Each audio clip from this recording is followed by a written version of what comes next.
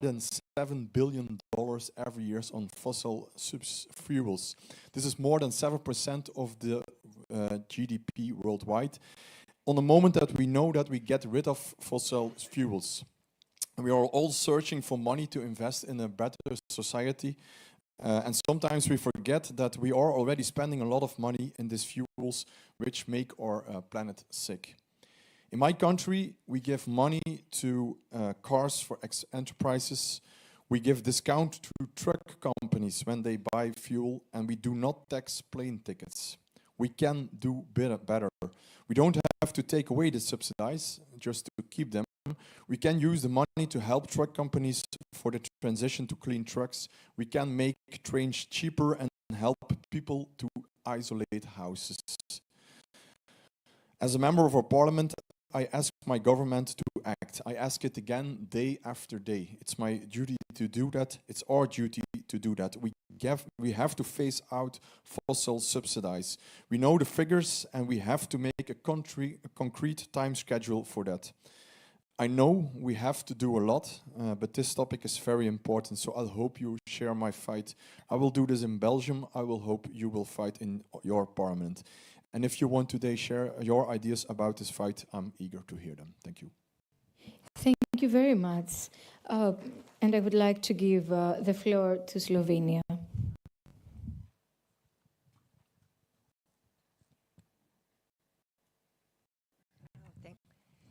Thank you very much. I'm Miriam Bon-Kleinschek, a member of the National Assembly of the Republic of Slovenia.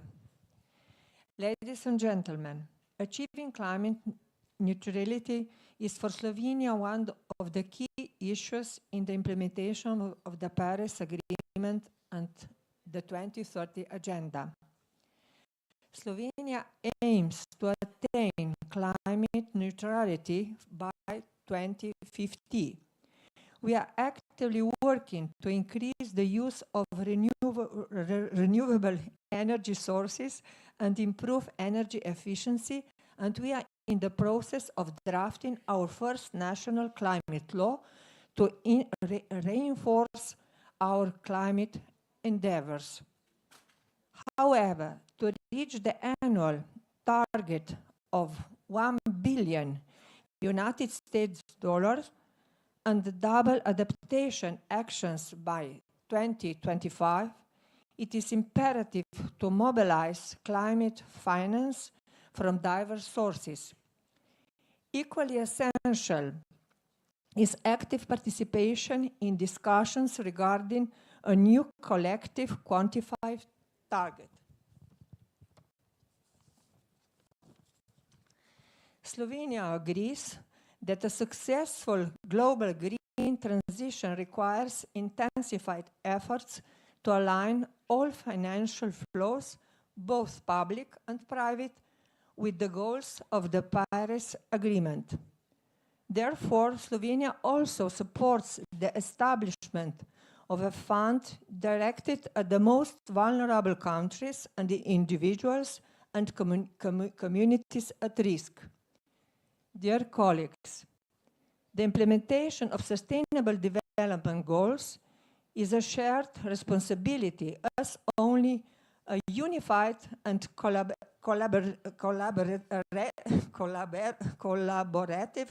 approach will ensure their successful achievement.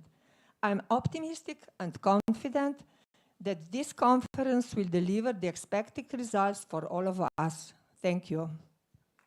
Thank you. And I would like to invite the Democratic Republic of Congo to take the floor.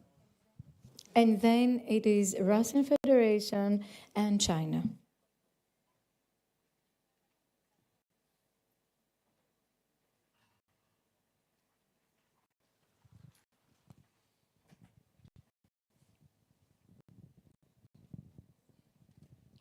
Bonjour, je m'appelle Ladi Angotikala. Je suis sénateur de la République démocratique du Congo. Tous savons que la République démocratique du Congo est pratiquement dans le grand bassin du Congo et représente le deuxième poumon du monde. À travers le monde, tous sont en train de ressentir l'impact du changement climatique, alors même que la température n'a augmenté que de 0,8 degrés Celsius par rapport à l'ère pré-industrielle. Beaucoup d'entre nous connaîtront peut-être les conséquences plus tragiques d'un réchauffement climatique de 2 degrés Celsius d'ici 20 à 30 ans. C'est en sachant que si nous ne faisons rien, c'est de 4 degrés Celsius que la température augmentera d'ici la fin du siècle. Les scientifiques sont formels quant à ces. Ils affirment qu'avec 2 degrés de plus, un scénario qui risque de se concrétiser d'ici 20 à 30 ans. Le monde connaîtra de pénuries alimentaires généralisées, de vagues de chaleur sans précédent et des cyclones plus intenses. En Afrique subsaharienne, le chercheur atteste qu'avec un réchauffement de 1,5 à 2 degrés Celsius, la modification de régime de précipitation entraînera de vagues de sécheresse, d'aridité et d'inondations qui rendront entre 40 et 80 degrés et 80% des terres agricoles impropres à l'agriculture à l'horizon 2030 et 2020. La COP28 est donc appelée à mener quelques batailles climatiques essentielles, à savoir la réduction des émissions de dioxyde de carbone, l'abandon progressif des combustibles fossiles, le financement de la transition énergétique. Et compte tenu de l'évidence selon laquelle la politique climat actuelle risque d'augmenter des émissions de gaz à effet de serre de 9% d'ici 2030 par rapport au niveau de 2010. Alors qu'il faudrait qu'elle baisse de 45% pour se donner une chance de rester sur 1,5 degré Celsius de réchauffement climatique. L'impératif de réduction des émissions de gaz à effet de serre s'impose, notamment par la sortie de toute énergie fossile au plus tard en 2050. Parce que plus de 80% des émissions mondiales de gaz à effet de serre proviennent de la combustion des énergies fossiles, du gaz, du pétrole et du charbon. Alors que l'impact de cette COP 28 qui nous accueille à Dubaï, sur cette question étant donné que cette dernière COP est la première COP du bilan de l'accord de Paris. Ainsi, pour la première fois, le pays va se faire le point sur des avancées ou depuis 2015 sur comment taxer les superpollueurs, le pays développé et riche qui sont largement responsables des émissions historiques des gaz à effet de serre mondiales et donc de la crise climatique actuelle. Il va être important pour nous de pouvoir mentionner une guerre imposée à la République démocratique du Congo qui contribue à la destruction de l'écosystème, à la destruction de la forêt, ainsi qu'à la violence faite à la femme et à l'enrôlement des jeunes à l'armée. D'où j'en appelle aux parlementaires du monde de pouvoir s'associer à la RDC, de mettre la pression sur les multinationaux qui financent ces mouvements des terroristes qui pillent la République démocratique du Congo en détruisant l'écosystème. Nous vous remercions.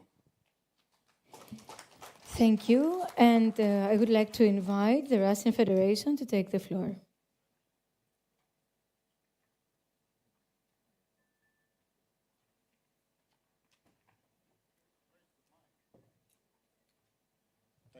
Thank you. I'm Sergei Kislyak. I'm a Russian senator. I represent the first lung of the world, a country that has 2/3 of the forest in the world. We are blessed to have this natural resource that in many ways absorbs the greenhouse gases that are being produced on our huge territory. But it's not certainly the only contribution that we make in order to reduce the gases. But I would like to underline one thing. I've been listening to many speakers here, and almost everybody appeal for more ambition, for doing things faster, trying to introduce new dates, new timelines as a substitute for Paris Agreement obligations. I'm somewhat worried that we are forgetting that the tasks of combating the climate change are much more complex than just moving numbers and moving dates. It needs to be dealt in a complex and balanced way, in a way that would be compatible with sustainable development goals for each and every country representing here, in a way that would be preserving ability to produce energy, not just to phase out fossil fuels. And that means that in the meantime, one has to use low-emitting sources of energy. And it has to be part of the collective strategy of the world. What I'm trying to insist is a balanced and complex approach to the problem, nationally wise. We are trying to do this exactly this way. In each and every big program of economic development in Russia, we introduce green-friendly component, and we are making progress in full compliance with our Paris Agreement commitments. We also introduced a national program that is called Ecology, which is rather helpful because it is helping us to implement the commitments that we have taken in Paris in a way that would be fully compatible with the timelines defined in the Paris commitments. We also introduced, it was signed by the president only several weeks ago, a new climate strategy. That is a complex document that gives direction to the government on how the further developments in the industrial and economic development should be conducted in a way that would be fully compatible with our commitment. By the way, among other things, it sets 2060 as our national goal to become fully carbon neutral. So what I'm trying to say that this complex approach is something that needs to be expanded further, because we are dealing with a very complex, multifaceted issue. In some parts of the world, it's getting hotter. In some parts of the world, it's getting colder. Today, in a number of cities in Russian Siberia, is minus 50 centigrade. It's unprecedented. And we also understand that the man-made problems to nature are not the only ones that change the climate. The natural sources are much more significant, and we have to learn how to cope with that, how to adopt our policies in order to survive collectively in the world that is changing. Thank you. Thank you very much. And I would like to call China to take the floor, and then it is Poland and Thailand.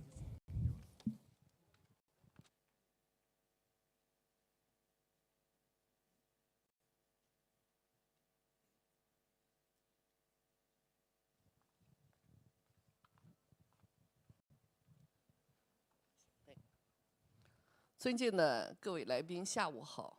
我是来自中国全国人大环境与资源保护委员会副主任委员，很高兴参加今天的会议。感谢议联和阿联酋议会为我们大会所做的周到安排。我愿借此机会向各位代表介绍中国在积极推动应对气候变化方面取得的经验。中国始终高度重视应对气候变化，一直是全球应对气候变化事业的积极参与者和贡献者。近年来，中国在完善与气候变化相关的法律制度方面取得了很大的进展。目前，中国已经陆续出台并实施循环经济促进法、可再生能源法、节约能源法、清洁生产促进法等多部与应对气候变化相关的法律。新一届全国人大立法规划当中，已经将研究制定应对气候变化的专门法律列入我们的立法计划。近10年来，中国二氧化碳排放强度下降了35%左右，相当于用约14吨标准煤，相当于少用了14亿吨标准煤，少排放了37亿吨二氧化碳。中国水电、风电、太阳能发电等可再生能源发电装机居世界第一，非化石能源发电装机容量占比已经达到50.9%。中国作为为全球提供了50%的风电设备和80%的光伏发电设备，带动全球可再生能源成本大幅度的下降。本世纪以来，全球新增绿化面积的1/4来自中国。中方愿意同各方携手，遵循公约及其巴黎协定公平、共同但有区别的责任和各自能力原则，做有利于团结合作的事情，为创造我们更好的、美好的未来不懈努力。谢谢。Thank you very much, and let me invite Poland to take the floor.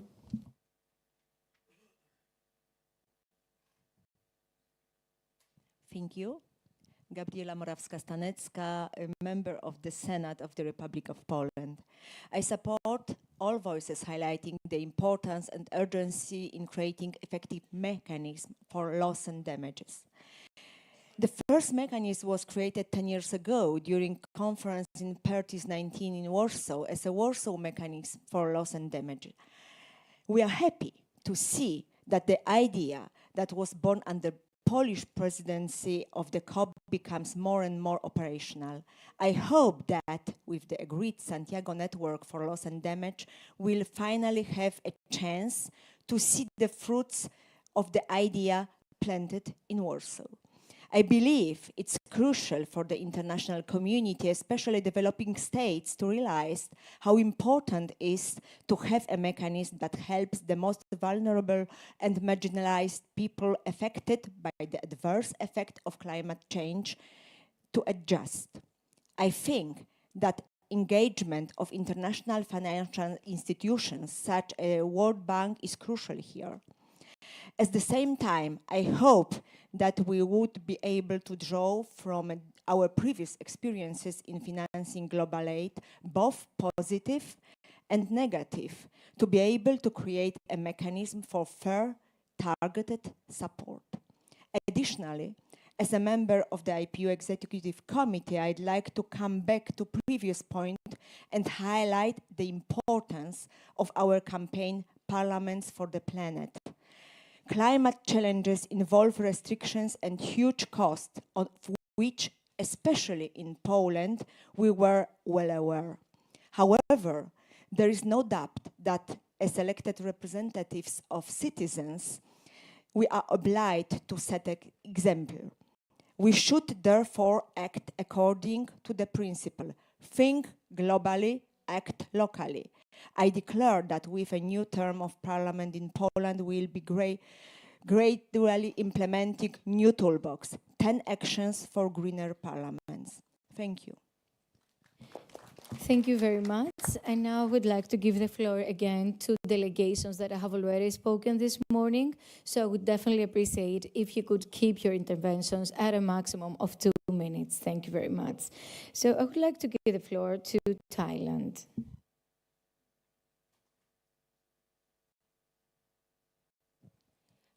Thank you, Madam Chair, honorable panelists and colleagues.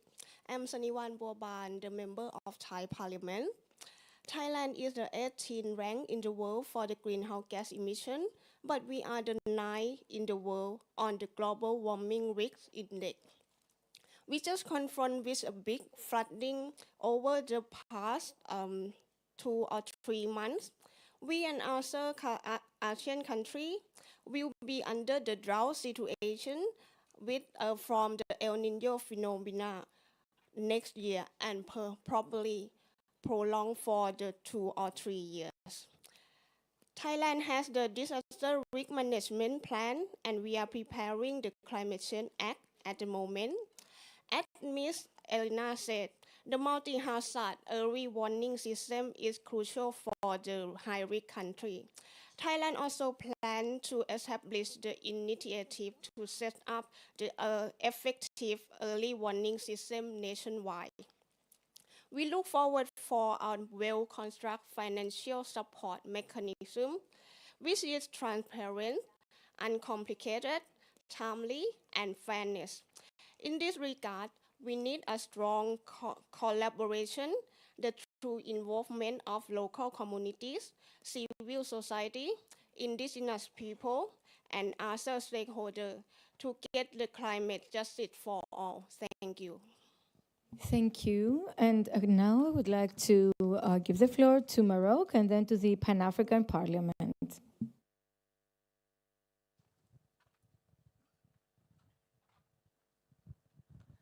شكرا سيدة الرئيسة. أنا المتحدثة ليلى داهي، نائب بالبرلمان المغربي ونائب بالبرلمان الإفريقي ورئيسة تجمع الشباب بالبرلمان الإفريقي.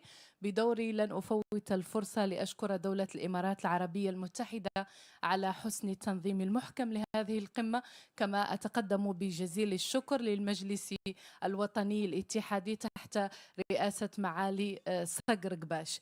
أريد في البداية أن أشدد على ضرورة إشراك والاستماع للشباب الإفريقي لسببين رئيسيين. الأول لأنهما أبناء القارة السمراء، وهي الأقل تلوثا للمناخ، وللأسف الشديد هم أيضا الأكثر تعرضا لأضرار المناخ. معالي الحضور، معالي السعادة، إن القارة السمراء تحمل وزر الثورة الصناعية على مدى عقود طويلة، مما يتسبب في ارتفاع الحرارة والتصحر وندرة المياه في قارة لا تساهم سوى ب3% من التلوث العالمي. وهي اليوم ومن هذا المنبر تطالب بعدالة مناخية تكون فيها المسؤوليات مستحقة للتعويضات، لأن العالم الذي نطمح له يجب أن يكون منصفا للشعوب في الحق في التصرف في خيراتها، وهو ما لم يكن دوما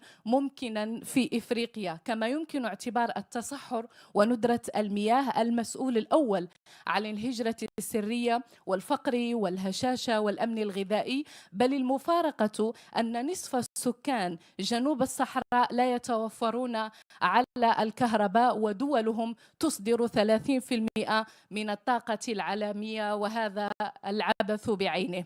إن كوب 22 في مراكش كانت صوت إفريقيا ودول الجنوب من أجل عدالة مناخية ومجالية، واليوم نجدد هذه المطالب في قمة كوب 28 بالإمارات العربية المتحدة لإسماع صوت 1.3 مليار نسمة ليست مسؤولة عن ارتفاع درجة الحرارة، لكنها متضررة مما أفسده من يدعون أنهم أقوياء العالم، وما فعلته الصناعة بالطبيعة على مدى 150 سنة. شكرا لكم.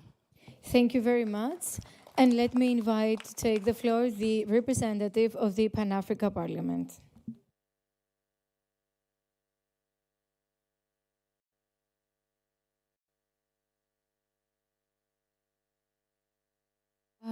Let me invite Italy to take the floor, and then Indonesia.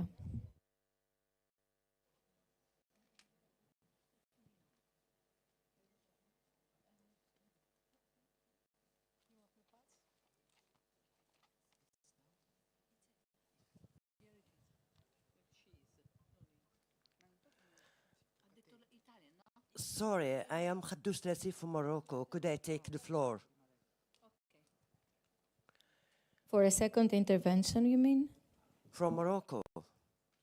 Yes, please, yes. تماما كما قال السيد الأمين العام هذا الصباح، التغيرات المناخية كالأوبئة تماما عابرة الحدود. أنا الآتية اليوم إليكم من المغرب تركت الفلاحين وقد وضعوا بذورهم في الأرض وينتظرون أن تمطر السماء، والسماء لا تمطر في ظل التغيرات المناخية إلا نادرا. اليوم نحن هنا مجتمعين في كوب 28 نطرح سؤالا: ماذا يمكن أن نفعل كبرلمانيين وبرلمانيات وتحديدا كشباب ونساء؟ لا أعتقد أنه يمكن أن نستعير أدوارا إضافية، علينا فقط أن نقوم بأدوارنا الدستورية المسندة إلينا. ألسنا مسؤولين عن تجويد وتجديد التشريع في مجال احترام الطبيعة والغابة والماء؟ ألسنا مسؤولين أيضا عن مراقبة السياسات العمومية وتحديدا في مجال تتويج وتشجيع البحث العلمي للبحث عن الإجراءات الناجعة والأقل كلفة في مواجهة مخاطر تغير المناخ؟ ألسنا مسؤولين أيضا في مجال مراقبة البحث العلمي وتشجيعه في هذا الاتجاه؟ ثم هنالك الأدوار التحسيسية للبرلمانيين والبرلمانيات. اليوم نحن في حاجة إلى تغيير ثقافة التعامل مع الماء ومع الطبيعة، ولهذا أعتقد شخصيا أن للنساء أدوارا كبيرة في هذا المجال. النساء مانحات للحياة وأكثر احتراما للماء وأكثر احتراما للطبيعة، وشكرا لكم. Thank you very much. If a delegation has two different delegates that would like to take the floor, please split your time. So let me pass the floor to Italy. Only 2 minutes. Yes, 1 minute each. So, okay. Italy and then Indonesia. Thank you. Sono Elena Sironi, membro del Senato della Repubblica Italiana. Siamo tutti d'accordo che c'è un cambiamento climatico in atto che procura danni e che una delle cause sono le emissioni nocive di CO2 nell'aria, che queste emissioni derivano dalla combustione delle fonti energetiche fossili, quali il petrolio e il gas, e che tra l'altro ogni anno causano un altissimo numero di morti e di malati per l'inquinamento dell'aria. Occorre programmare e pianificare verso un rapido annullamento dell'utilizzo delle fonti fossili, confidando che il mondo dell'impresa saprà e già sa cogliere le opportunità del nuovo contesto e del nuovo mercato, riconvertendosi verso il risparmio energetico e le fonti di energia pulita e rinnovabile. Parallelamente, per quanto riguarda le ripercussioni del cambiamento climatico, occorre analizzare e valutare la rischiosità e la pericolosità del territorio, compresi gli insediamenti e gli interventi antropici, e intervenire modificando tutto ciò che è incompatibile con la sicurezza. In Italia abbiamo ormai frequenti e gravissimi fenomeni alluvionali che hanno portato morti e distruzione. È importante avere una normativa che regoli efficacemente e fermi il consumo di suolo e la cementificazione, soprattutto nelle aree alluvionali, anche in relazione al cambiamento climatico, prevedendo in via privilegiata interventi nature-based per ripristinare le funzioni ecosistemiche del suolo a tutela del territorio e pianificare per evitare futuri insediamenti siano rispettosi delle regole sulla sicurezza del territorio. Gli investimenti per il loss and damage devono comprendere gli investimenti in prevenzione e di smantellamento di tutto ciò che è a rischio per evitare morti ingiuste a causa dei cambiamenti climatici da un lato e a causa dell'inquinamento dall'altro. Non possiamo scordare l'alto numero di morti. La sicurezza e la salute si devono affrontare in prevenzione, perché affrontarli solo dopo che the damage is done significa aver condannato a morte le persone per negligenza. Grazie. Thank you very much. And let us now give the floor to Indonesia.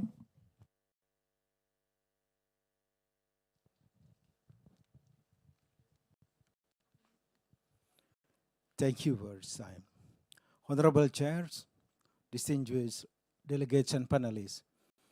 In terms of operationalizing loss and damage funding, the Indonesian House believes it should be new, additional, predictable, and adequate.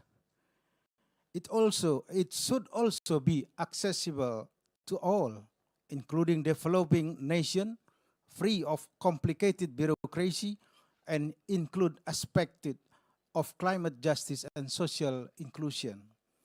Financial intermediary funds and non-debt instruments can be used in the funding model. It must also consider what is relevant and responsive to needs of affected population, such as recovery, reconstruction, and non-economic losses, as well as transparent fund management without compromising accessibility. It should also subject to other requirements resulted by the UNFCCC COP27, which, among others, underline agreement on a new financial system for poor or developing countries that are vulnerable and incur losses as a result of climate change. I thank you. Thank you very much. And we're going to conclude with the two last remarks on behalf of our delegations. First, I would like to give the floor to Chad, and we're going to conclude with Pakistan.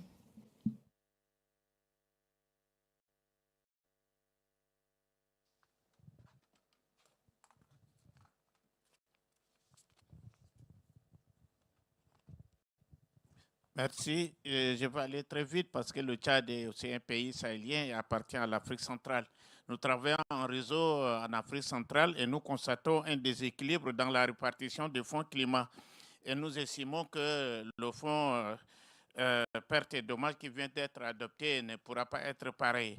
Donc nous proposons donc que les préjudices et les inégalités subies par les pays de la sous-région Afrique centrale et du Sahel du fait des effets néfastes des changements climatiques soient prioritairement reconnus, considérés, atténués à travers l'attribution de financements directs en faveur des mesures d'adaptation incluant la transition énergétique. Des mesures d'urgence soient prises pour la sauvegarde du lac Tchad et la prise en compte des réfugiés climatiques et réfugiés de guerre. À l'est du Tchad, vous connaissez le problème qui se passe au Soudan.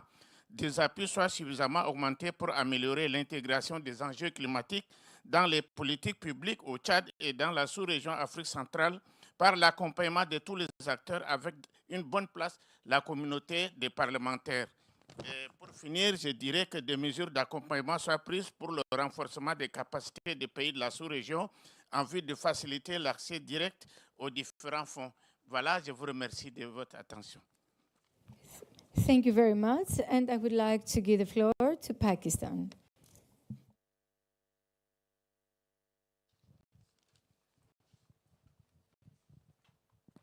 Thank you very much. My name is Marvi Mehman. I'm the former Social Protection Minister from Pakistan, and I led a fund for $1.25 billion per year for 6 million beneficiaries. I would like to remind honorable delegates, fellow colleagues, that Pakistan has suffered not once, but twice the super floods, once in 2010 and once in 2022. So we have seen a lot of suffering. We are looking forward. We expect the world to be equitable in its loss and damage fund, of the operationalization of the loss and damage fund. That's my first point. My second point is that as the founding president of the Legislative Alliance for Women Empowerment Protection, US-based corporation, this is the first time in the world that generative AI will be used to do legislative models, which means that model legislation will be created, is being created through extractive generative AI. I expect all parliamentarians in the room and the IPU to support this initiative because this will not just help climate change, but also social and gender reforms. I thank you for your time, and I hope that Pakistan will be taken into consideration considerably, not just because of the floods in 2022, like I said, but lots of other natural disasters that have happened in Pakistan. Thank you. Thank you very much. That was the last intervention on behalf of our delegations. And at this instance, I would like to ask the panelists whether they would like to take a floor for a second intervention, just for 30 seconds, though. I was not prepared for this, and I don't think I can answer all the interventions. But I think that what I heard from parliamentaries is extremely valuable, and many things which I heard and I took notes I believe we will we will help to answer through the future WMO reports. Like too many things to answer. I'll try not to. I was not prepared to. Thank you very much. But Pakistan, you are very, very special. I'm talking Pakistan. We know how many disasters facing, but last one was extremely exceptional because it was compound disaster made of three things, which normally would come one by one. And your weather service did a great job, but the impact was so much, it was just not possible to cope. We know that. Thank you. Thank you very much, Ms. Manakova. Anybody else from Thank the you. panelists? Thank you very much. And very quickly and very briefly, thank you for all the interventions. Thank you very much for sharing your experiences with us. It has been very insightful to listen to hear to all of you. I have taken notes from all of the speakers. I agree what my colleague just said about Pakistan. I also share my colleagues in Africa the same concerns. We all are partners, we are brothers in this continent, and we share all the worries together. Of course, in the Sahel region, it's also a big problem that we are facing all together, and all respect to all the interventions that have taken place.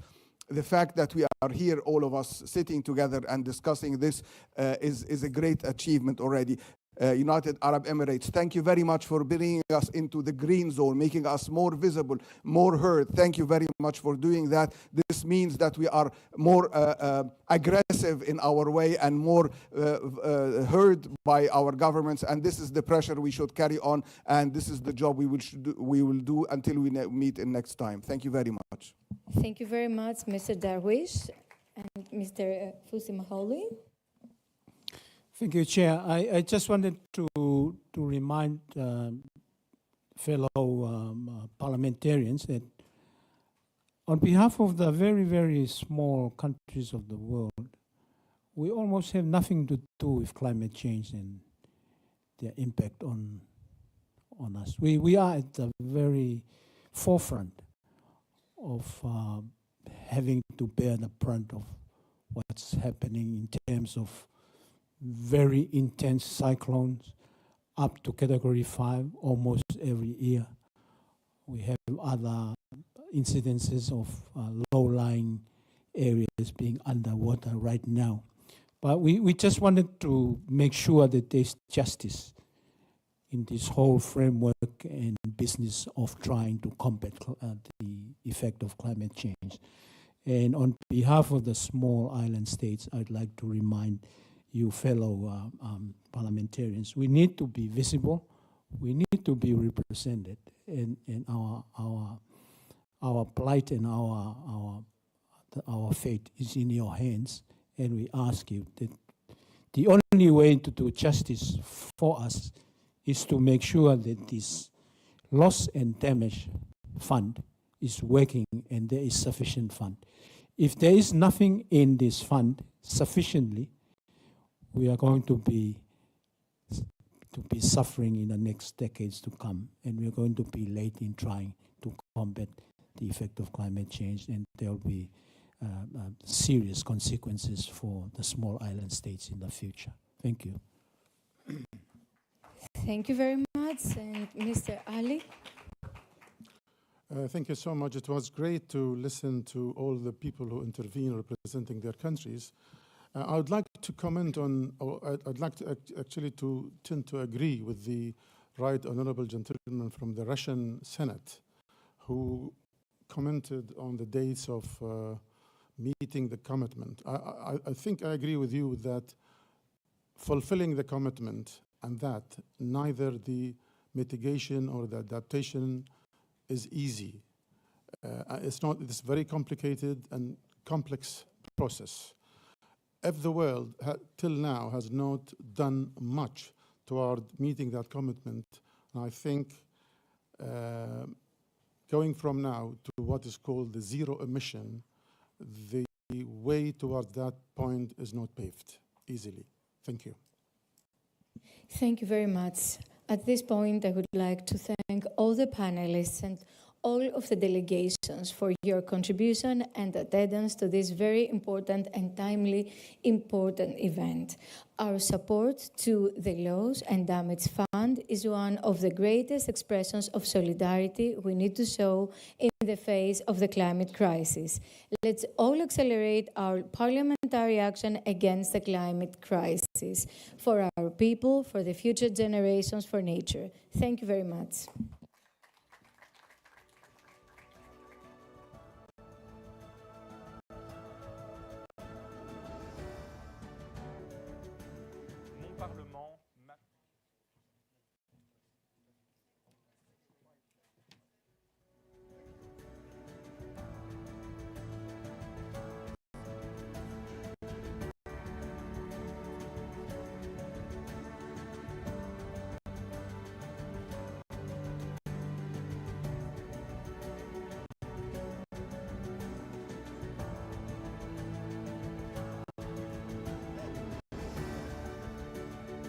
Parlement, ma planète.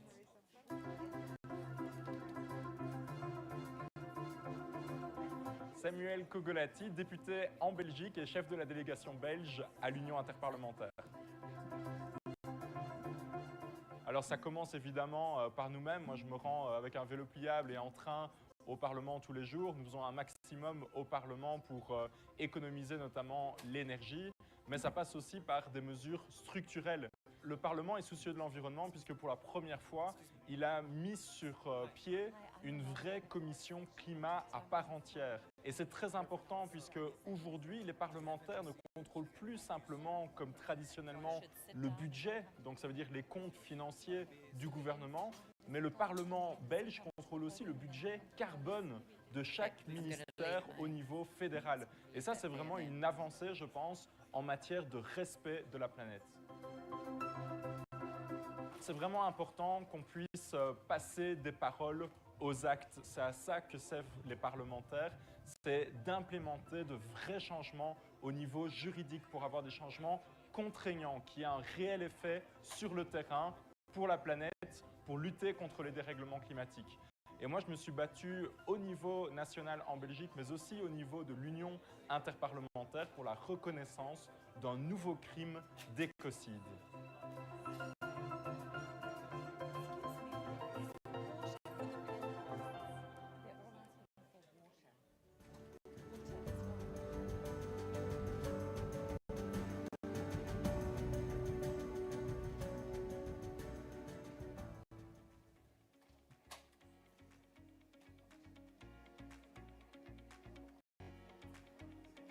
Translating global climate commitments into national laws and policies is vital for climate action and outcomes.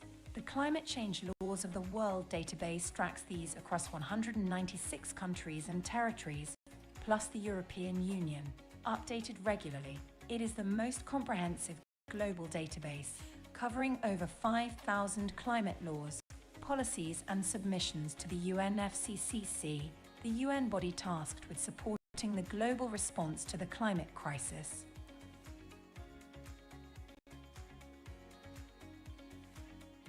The database can help you understand how countries are implementing responses to the climate crisis. You can use it to understand important trends, such as the incorporation of equity and just transitions principles in climate laws, or mandates for zero emissions vehicles. You can use the database to search the full text of laws and policies relating to issues of interest. For example, forest protection. There is also a useful high-level summary of laws and policies. You can see exact matches and related phrases highlighted in the text. This works for documents from all languages, with search and automatic translation to English. You can also browse country profiles to find and compare their climate laws, policies and targets. Here are 3 ways for you to take action as a parliamentarian. Explore the database. Use this to help shape best practice climate laws and policies in your country. Compare. Look at the profile of similar countries to yours to see what they are doing and how you can increase ambition in climate laws and policies. Check. Climate law and policy is changing rapidly.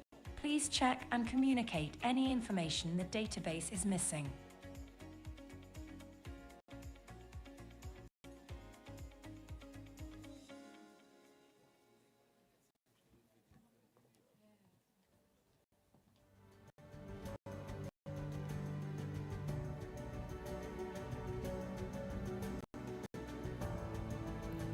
السادة الحضور، برزت في الآونة الأخيرة جملة من الاستراتيجيات التي تعزز المشاركة البرلمانية وممارسات تحفز الأطر التشريعية والشفافية، والتي تصب جميعها في صالح ترسيخ الدور الرقابي الحاسم للبرلمانات في النقاشات المتعلقة بتغير المناخ وتسريع العمل المناخي بما يضمن تحقيق أهداف مؤتمر كوب 28 واتفاق باريس. كل هذا وأكثر سيتم مناقشته في جلستنا القادمة تحت عنوان الرقابة البرلمانية على تنفيذ اتفاق باريس مع ما بعد الدورة 28 لمؤتمر الأطراف كوب 28. أدعو مديرة الجلسة الآن السيدة أماندا إليس، كبيرة المدراء وبرلمانية ومسؤولية الشراكات والشبكات العالمية في مختبر جولي آن ريجلي العالمي للعقود الآجلة، وكذلك أعضاء الجلسة بالبدء في الجلسة.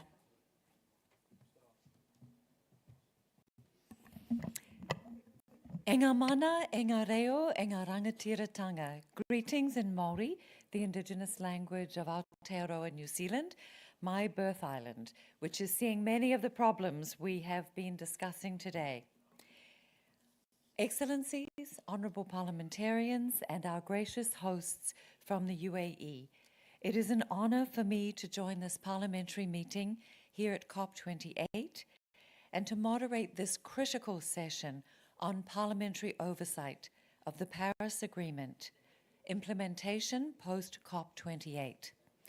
We have heard the science, we have heard the UN Secretary General, a breakdown or a breakthrough moment, and we know that after this first global stocktake, increasing ambition for the nationally determined contributions and ensuring that parliamentary oversight, including your legislative and budgetary functions, are absolutely essential.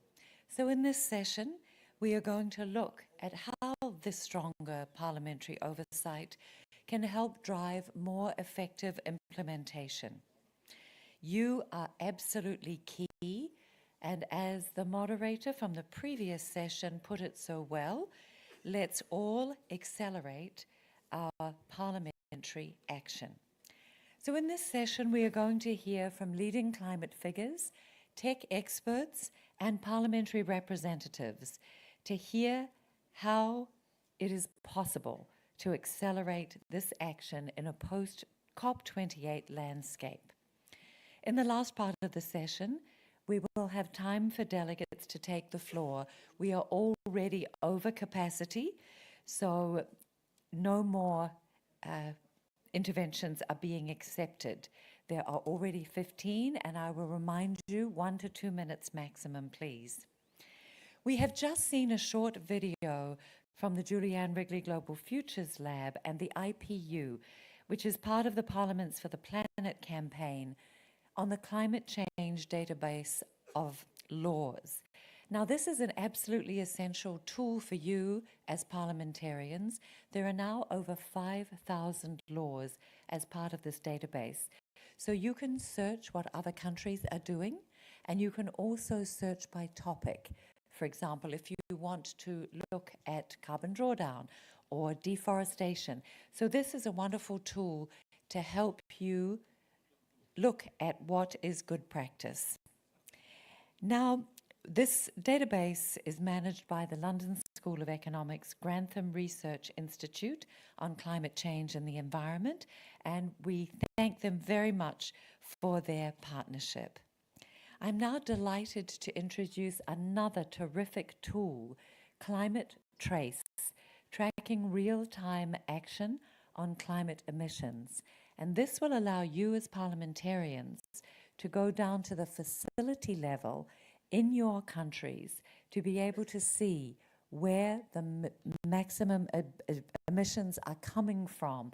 So this is another wonderful tool for you to be able to track against your nationally determined contributions and also to make decisions on where you want to begin shutting down the most climate polluting installations. We are honoured to have with us today the co-founder of both What Time and of Climate Trace, which is independently funded by Al Gore and by John Doerr. Gavin McCormick, we are delighted to invite you to the podium to make your presentation and share with MPs how to use your critical tool.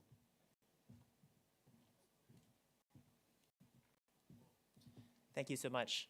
Climate Trace is a coalition of over 100 collaborating universities, NGOs, and tech companies trying to do something new, trying to make it the case that rather than having emissions data be self-reported by emitters, looking from space using satellites and artificial intelligence to spot emissions. So what you are looking at is a website that anyone can go to, thank you, climatetrace.org, where we have provided information on over 350 million facilities worldwide that collectively account for the majority of greenhouse gas emissions. If you were using this as a live tool, you could zoom in any one of these dots as an emitting facility causing emissions. For example, the purple dots are factories. The orange dots are oil refineries. And this gives a comprehensive view when we combine it with other data of all the sources of climate change, including who is causing them. So just to pick a country, we are here today in the UAE. As an example, you could zoom into any country. Here I've grabbed the UAE. And the size of the dots is the emissions of individual facilities. So for example, many of us flew here in the airport. The world's largest and therefore most emitting airport in the world is in the UAE. You can see that that's the yellow dot near where we are in Dubai. If you drove past a large refinery on your way here, you might have noticed it was flaring. The emissions from that are one of the orange dots. And we can do this for any country. And so the way it works is satellites look from space at individual facilities. These satellites are owned by the United States government, the European Union, the Chinese government, Korean government, Indian government, and a number of private corporations. But they all make this data publicly available. And what artificial intelligence can do is learn to recognize what does a picture of a certain amount of pollution look like. So we've learned to look through many, many pictures at power plants, factories, airports, and so on, and we make those data available to the public. You can zoom into any particular facility and get estimates of its emissions. You can often find its owner. You can find historical information. And our hope is this will make it possible for anyone to begin having the transparency to make intelligent decisions at the local level, at the up-to-date level, and without asking emitters how much they have emitted, but knowing the data independently. And we've also provided a tool that adds it up by country. So if you want to know, for example, what is the sum of all the factories in a country, or the total, I've picked Malawi here at random. The tool allows you to get a good estimate of the emissions going on in any country, any year, and we have really worked hard to avoid the classic bias that certain countries have more emissions data than others. We have really, really worked hard to use satellites to get a global view, so this database is for all countries worldwide, no exceptions. Thank you very much.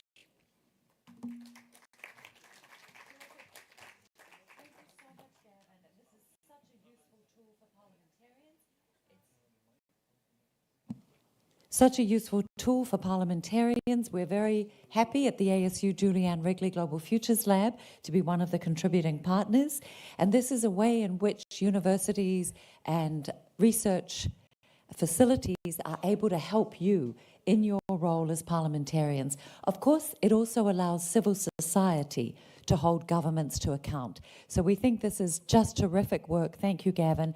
300 million facilities now. Last year, it was some 80,000. So you can see just how useful this data can be and how helpful AI is. Terrific. Thank you so much. It's now my great pleasure to introduce Monica Araya, who is the Executive Director of International Affairs at the European Climate Foundation. She is a champion of integrated climate action across multiple sectors, including helping to develop Costa Rica's national decarbonization plan. And she is here with the very good wishes of Laurence Toubiana, one of the architects of the Paris Agreement, who works with Monica. Thank you.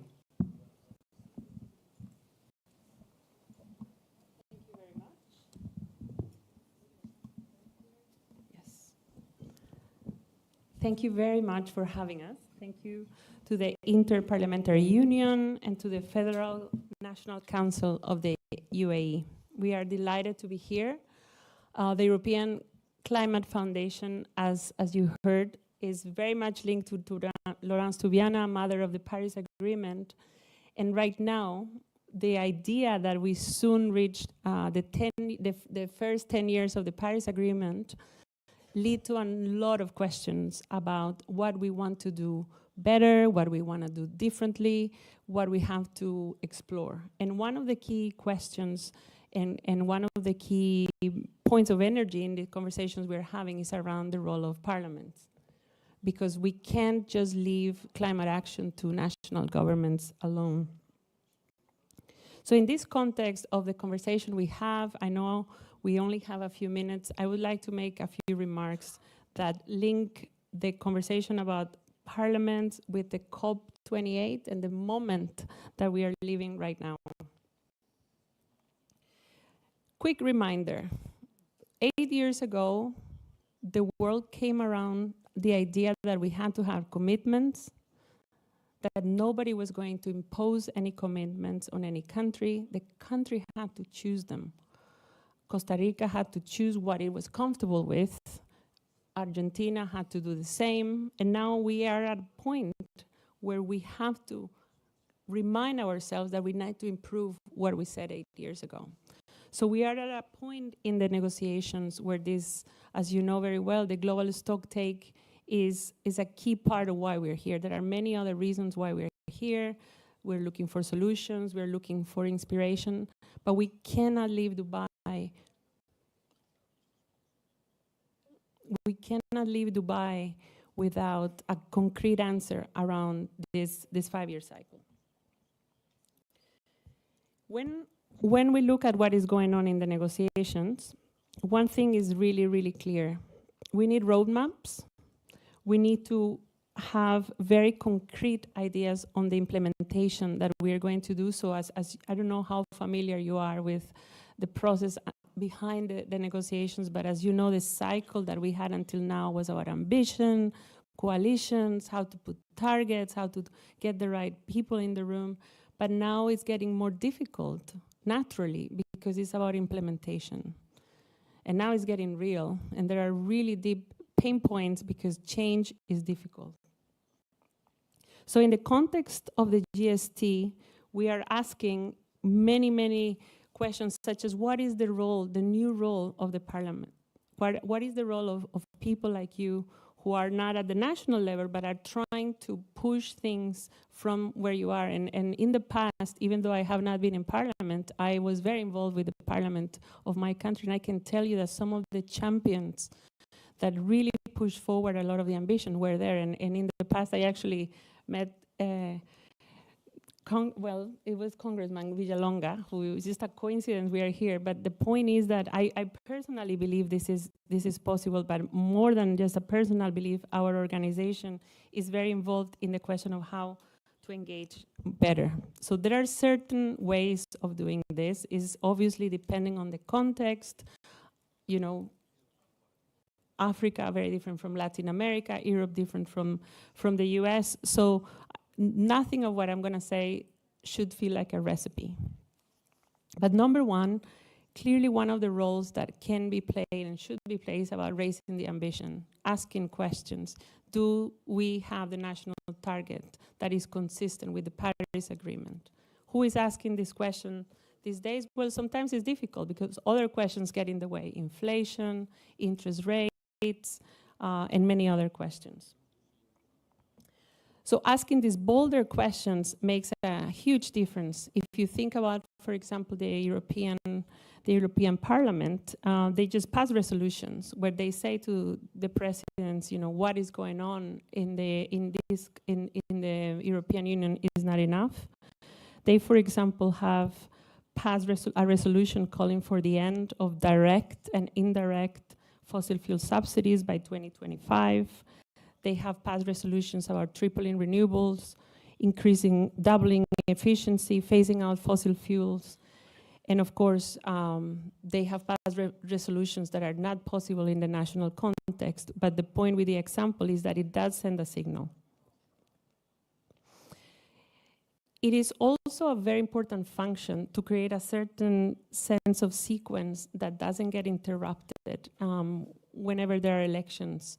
So that is another function of the parliament. For example, in the context, again, because it's the European Union, the European Climate Foundation, I'll bring examples from Europe, but as you can imagine, there are many, many examples from other countries.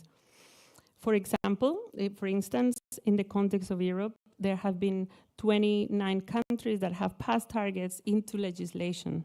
So let me just make sure I hold this better. Many of the resolutions that are passed insert mechanisms for participation, and the participation is important because, again, in the spirit of asking questions, somebody has to do a lot of the tracking. Most countries that have plans sometimes leave out the mechanism for asking, for tracking this progress. So parliamentarians have a key responsibility in overseeing not only the mechanisms for tracking action domestically, but also mechanisms for telling the world what has been done and what will be done.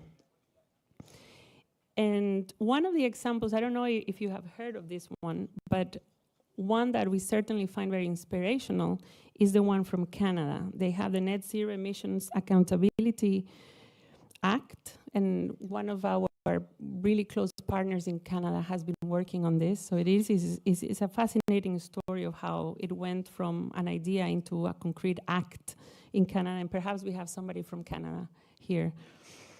The Scottish Parliament is another example. They developed a model for parliamentary scrutiny of climate change. In the context of France, in the context of other countries, there is also a very clear role for Parliament, which is around giving citizen voice. For example, creating processes that allow for the citizens to express some of their ideas, understanding what is the language that works, how to create more conversations, how to create more interactions with the people who are engaged in climate change or are affected from climate change.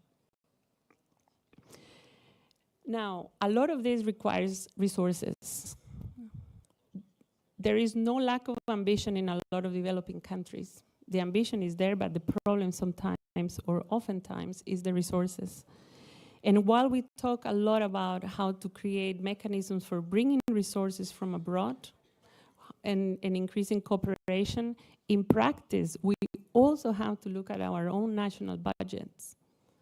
And we need to optimize how we're spending our own budgets. So in that sense, aligning fiscal incentives, reviewing subsidies is super important in the context of parliaments, because in the context, especially of small countries, they have to look at how the budget is being spent.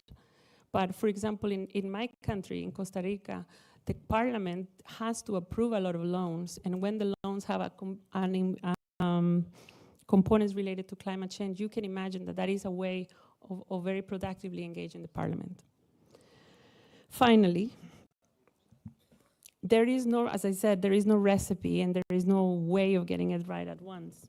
But the organizing principles of these new conversations that are happening are around facilitation of dialogues, sharing good practices. We are a big fan of the idea of having parliamentary networks, sharing information. For example, in the context of Latin America, I'm very biased, but very inspiring example was what happened with the law to accelerate electrification of transportation.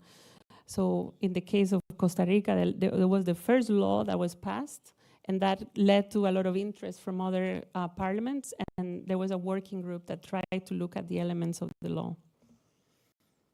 There is a lot of work going on in terms of what are the best platforms for bringing parliaments in this forum at the COP. And in terms of the spirit of Paris, as you can imagine, the world has changed in the last 8 years. There has been a lot of progress. There have been a lot of technological breakthroughs. There have been a lot of good stories that should inspire us all. But there is one difference between now and 8 years ago, which is that governments are cooperating less. So there is a gap in cooperation that we need to address, and in the context of parliaments, perhaps this forum and many other forums can energize the idea that we cannot just look at this from a strictly national perspective. So thank you. What a fantastic note on which to end. Thank you so much. Very insightful examples, and important too, your point about aligning fiscal incentives and reviewing subsidies. The IMF came out with a report 2 months ago showing fossil fuel subsidies at $7.1 trillion. That's 7% of global GDP. And the estimate is that if they were removed, those explicit and implicit subsidies, we would have a drop of 34% in emissions by 2030, fairly close to where we need to get to. So that was a very pertinent point indeed. Thank you so much for those insightful remarks. It's now my great pleasure to move to our next speaker, who is the President of Globe International, Mr. Juan Carlos Villalonga, who has a background as both a politician and an environmentalist, so a unique perspective. And Globe has the first parliamentary pavilion ever at a COP this year. Thank you. Bueno, en español, les doy tiempo para que busquen sus headphones.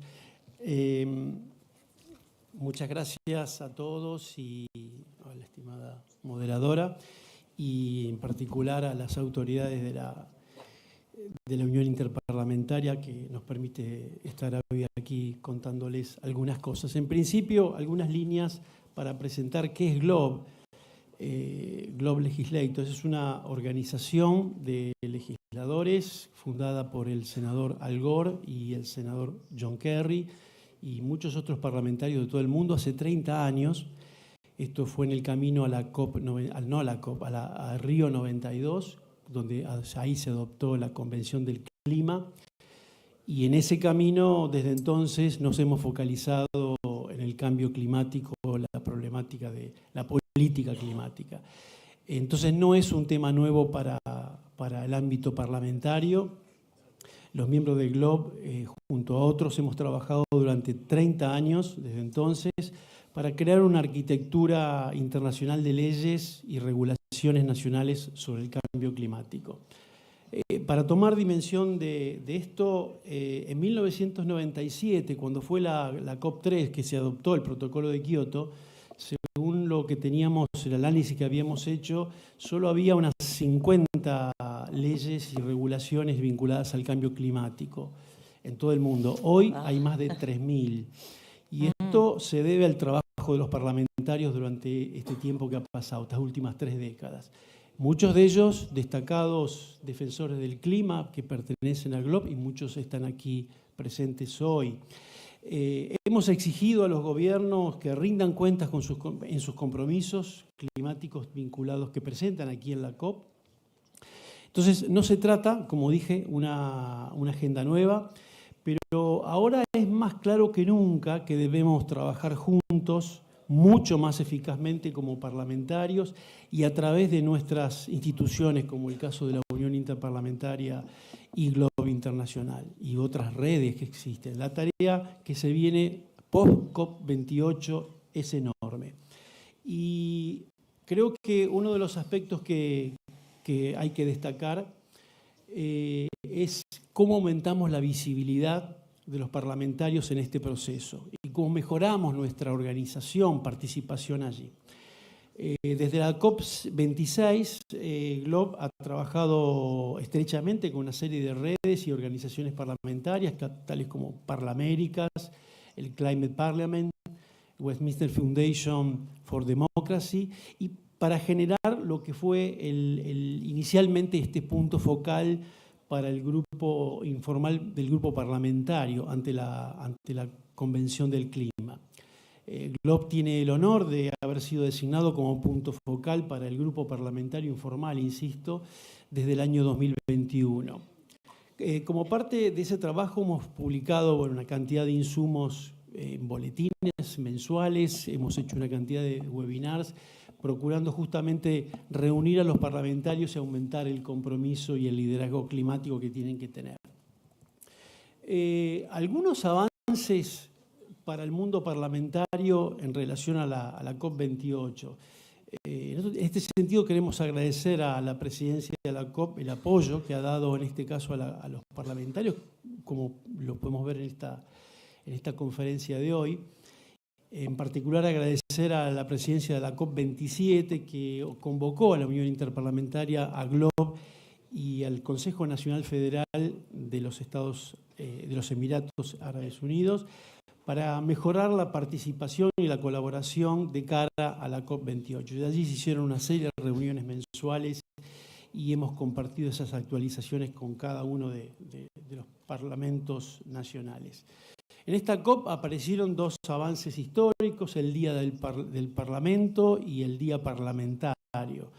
Por primera vez los parlamentarios disponen también disponen de este Día Parlamentario que es hoy, así como también un primer pabellón parlamentario que esto ocurre por primera vez aquí en la COP28, ubicado en la zona sur, en el propio corazón de la COP y que está presente durante estas próximas 2 semanas, esta y la próxima.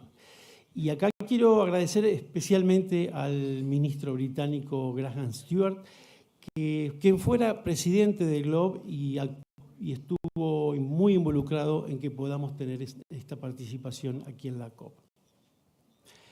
En ese pabellón que tenemos en la zona sur, GLOB ha albergado una cantidad de reuniones para toda la comunidad parlamentaria. Tenemos un programa completo, repleto de actividades todos los días, más de 50 eventos que abarcan los intercambios de experiencias en los diferentes grupos de parlamentarios regionales y cómo, por ejemplo, cómo acceder a financiamiento o por lo menos, por ejemplo, ayer tuvimos una gran reunión de los parlamentarios de la región justamente diseñando cuál es el camino hacia la COP28, en una COP que los parlamentarios de Brasil nos abren el camino para una COP que en la región la sentimos como nuestra y creemos que va a ser una COP donde el sector parlamentario va a tener una especial participación. En este sentido, bueno, ayudaremos a los parlamentarios post-COP28 a celebrar audiencias de evaluación en sus propios parlamentos y también estamos realizando en colaboración con la Westminster Foundation for Democracy una encuesta sobre la participación parlamentaria en este proceso y esto se va a publicar en el mes de abril. Ahora, de cara, porque esto tiene que ver con qué sucede de aquí en más, y yo creo que si me tengo que concentrar de cara a las prioridades que tenemos que poner para los próximos meses, primero es lo que mencionaba, el estatus ante la convención. Creemos que es esencial que abordemos el estatus de los parlamentarios en el sistema de la ONU y en el proceso de la Convención del Clima. Ya es hora de que exista una categoría adecuada para los parlamentarios. No somos una ONG, no somos un grupo de ONG, no deberíamos seguir siendo categorizados como un grupo informal. GLOB se compromete a trabajar en colaboración con la conferencia, con la convención, con la Unión Interparlamentaria, con la presidencia para explorar las opciones posibles para lograr esto. Y en segunda instancia también tiene que ver con algo que mencioné, la asociación y nuestra propia cooperación. Como organización que ha reunido a líderes parlamentarios en torno al cambio climático durante estos últimos 30 años, invitamos a la Unión Interparlamentaria a unirse a este trabajo mediante algunos acuerdos que permitan trabajar conjuntamente, definitivamente. Y en este sentido, quiero mencionar, mi equipo está dispuesto y estamos con toda la vocación para trabajar en un memorándum de entendimiento con la cual la Unión Interparlamentaria, junto con GLOB, podamos tener un programa de acción posterior a esta COP y camino hacia la COP30. Debemos elaborar eso, colaborar mucho, muy lejos de competir, nuestras organizaciones deben fortalecerse en estos objetivos que estamos mencionando y tenemos por delante un reto inmenso, algunas de las razones por las cuales mencionaba. To have Honorable Mira As-Suwaidi as Vice Chair from the Federal National Council of UAE. The Seychelles, a picturesque archipelago in the Indian Ocean, is renowned not only for its natural beauty, but also for its commitment to environmental protection. Currently, as reported by Business Insider Africa magazine, amongst 10 African countries' awareness rating, Seychelles has been rated first as of 80%.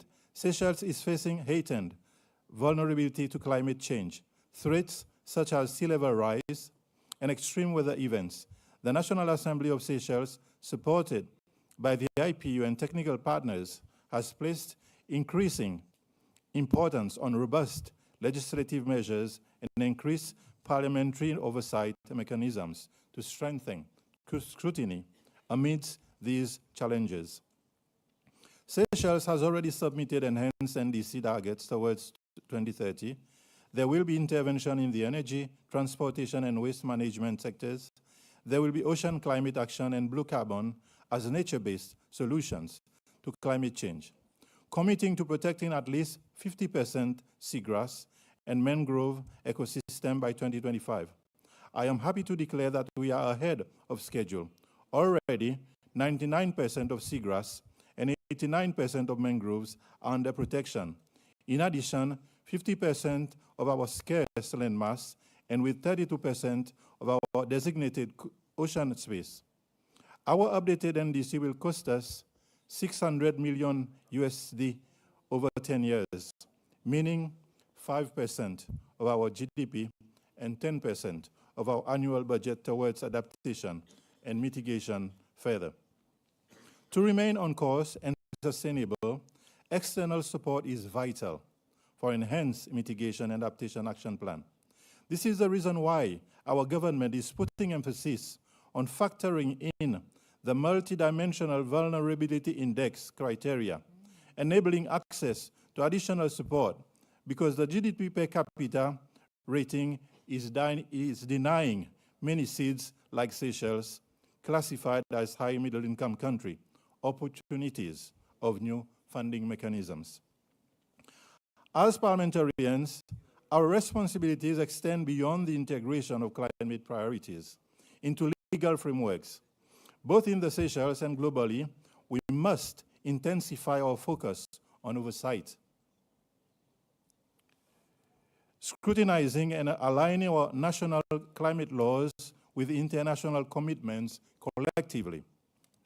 The oversight role activities are crucial for fostering accountability and transparency, which will guide the implementation of climate-related objectives well beyond the conclusion of COP28. These actions are essential for informed decision-making and reinforcing the implementation of global climate goals. To note, is it not appropriate time now, as we are 7 years away to peak emission before 2025, and by making it mandatory for NDC to form part of climate legislations to hold national government more accountable? Given the developments of COP28, the landmark deal on the loss and damage mechanism discussed here today, it becomes even more important for us as parliamentarians to exercise vigilant oversight, thorough scrutiny, the startup fund established to ensure equal treatment and access to the funds by vulnerable countries in coping with climate disasters. Questions to ask are, will the loss and damage funds be sustainable, but do not end up like the failed pledges of 2015 financial commitments? Secondly, why is contribution voluntary and bears no commitment on anyone? Thus, will it be sustainable, long-term, and lastly, how will it be replenished if some form of mandatory obligation is not factored in? The IPU, a key player, is assisting parliaments globally, developing tools to strengthen well-informed scrutiny and very soon conclusion of a climate change case study. I encourage you to leverage these resources to enhance oversight mechanisms within your parliamentary framework. Parliamentarians, our commitments to effective oversight in climate change legislation must extend beyond our parliamentary chambers. It is multifaceted connection that link citizens and communities to national legislations and global level agreements. Recognizing the importance of public engagement in this process is very crucial. The IPU is gathering case studies and best practices on public engagement, offering insights and lessons from parliaments. I encourage you to access and contemplate these resources to enrich citizen involvement within your parliamentary framework. History is in the making. We are in the green zone for the first time. Let us further write history today by ensuring that outcome paper of COP28 include in the text parliamentary consultation to legitimize our presence as representative of the people as an important stakeholder where it matters in the future COPs events. In conclusion, as we wrap up our discussions of COP28, let us recommit ourselves with heightened dedication to the vital task of parliamentary oversight. This commitment is not only a pledge to steer our governments towards the effective implementation of the Paris Agreement, but also a promise to safeguard the interests of the vulnerable communities and countries most profoundly affected by climate change. Let us just not see 1.5 degrees Celsius as an aspiration, but as a must collective responsibility to deal with the looming crisis.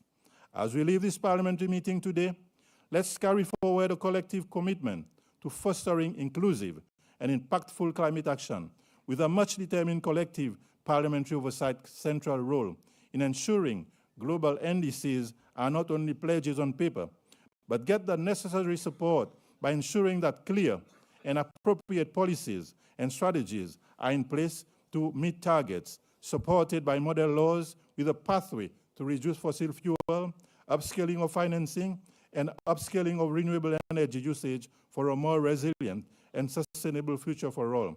Last but not least, calling for fast-tracking with the Loss and Damage Fund with simplified access criteria and process, fairness, and justice in allocation. I thank you. Wonderful. Thank you so much for that demonstrated climate action and those very important points. You mentioned multifaceted public engagement and the need for resources. So I come bearing an offer to all parliamentarians here. The state of Hawaii, where I currently live, is the first state in the United States to commit to 100% renewable energy. And we have a partnership funded by Henk Rogers of Tetris fame through the Blue Planet Alliance and Mark Benioff, the CEO of Salesforce, for those parliaments that are ready and prepared to commit to 100% renewable energy by 2045 to come to Hawaii and to learn from the experience there, all expenses paid, to include a representative from civil society, hopefully youth or a woman leader, and also the energy sector.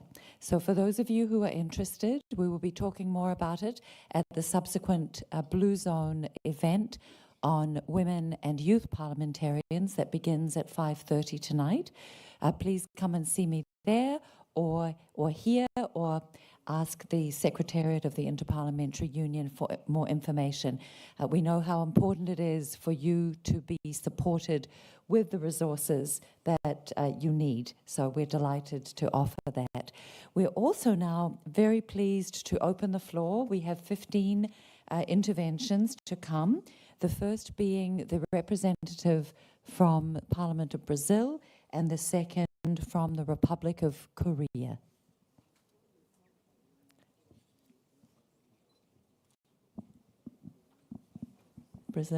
Brazil has had to go to the airport, so Republic of Korea, you are on.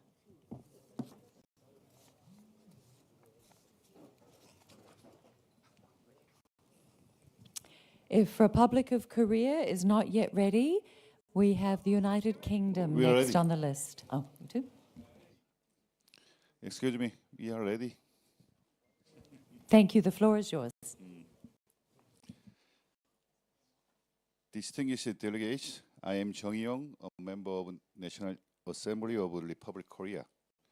I am very honored to have the opportunity to speak to congresspersons who lead the future of the world in parliamentary meeting at COP28. The world is now suffering from disasters such as floods, heat waves, and cold waves triggered by increasing climate change. Over the period of 10 years, from 2012 to 2021, Korea experienced roughly $2.6 billion worth of damage from climate change, induced typhoon and floods. To recover the damage, we had to invest $7.8 billion, which was way more than what we lost. Recognizing the urgency the climate crisis demands, the Korean National Assembly has been taking various legislative efforts over many years. In 2010, the National Assembly of Republic of Korea adopted the Framework Act on low carbon green growth to mandate the government to set a national emission reduction target and monitor its progress. In 2012, we passed the Act on the allocation and trading of greenhouse gas emission permits to introduce a cost-effective emission trading system. In March this year, we revised the 2021 Act on carbon neutrality and green growth in response to climate crisis to lay the legal foundation for mainstreaming the voice of the future generation as they are the actual victims of climate injustice. We also revised the laws regarding public finance and accounting to adopt emission-sensitive budget system which analyzes and measures the climate implications of national budget and funds. In addition, as part of our public awareness campaign for climate action and sustainable development for the future generations, a special committee on climate crisis has been convened throughout the 4 terms of the National Assembly of the Republic of Korea since 25.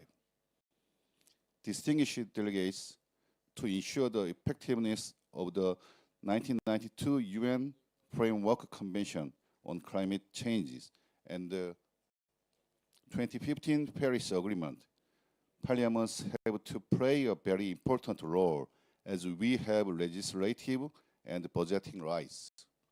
I truly hope that our discussion today can lead to practical state policies to solidify binding action. Let's work together for our common goals. Thank you very much, Republic of Korea. And I now call on the United Kingdom. May I ask you to remain within the 2-minute window because we do need to finish on time this evening. Thank you. Fellow parliamentarians, parliamentary oversight and scrutiny of COP28 is now more essential and important than ever before. Why? Because at this COP, for the first time, the text of the global stocktake will be published. The Paris Agreement at the moment is silent on what the nature of the delivery and implementation of the next steps will be. So it is essential for all parliamentarians from all countries to step up and ensure that that final text that is published next week is scrutinised in our own national parliaments. And I would call on all parliamentarians to come forward and to call a debate in their own assemblies to allow all members of their parliaments to have that opportunity to scrutinise what is published at COP28 and the global stocktake. We must also utilise all the tools that are available to us, including our select committees.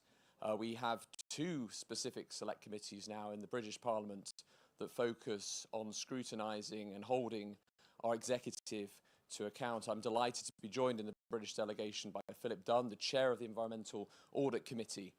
And I established a review of net zero as the former energy minister that signed net zero into law, that called for an additional committee, the Net Zero and Energy Security Committee, which is also now scrutinising our net zero legislation. And finally, I would also urge, when it comes to working in Parliament together, that we recognise that action on climate change must be cross-party. This is too important to find false political divides. I'm delighted to be joined on the UK delegation by both Labour, Conservative and Scottish National Party members, and I hope that all of us, regardless of the makeup of our assemblies, can seek to work together in harmony next year to be able to deliver on the outcomes of COP28. Thank you. Thank you so much. Our next two speakers will be from Egypt and Azerbaijan. Egypt, the floor is yours.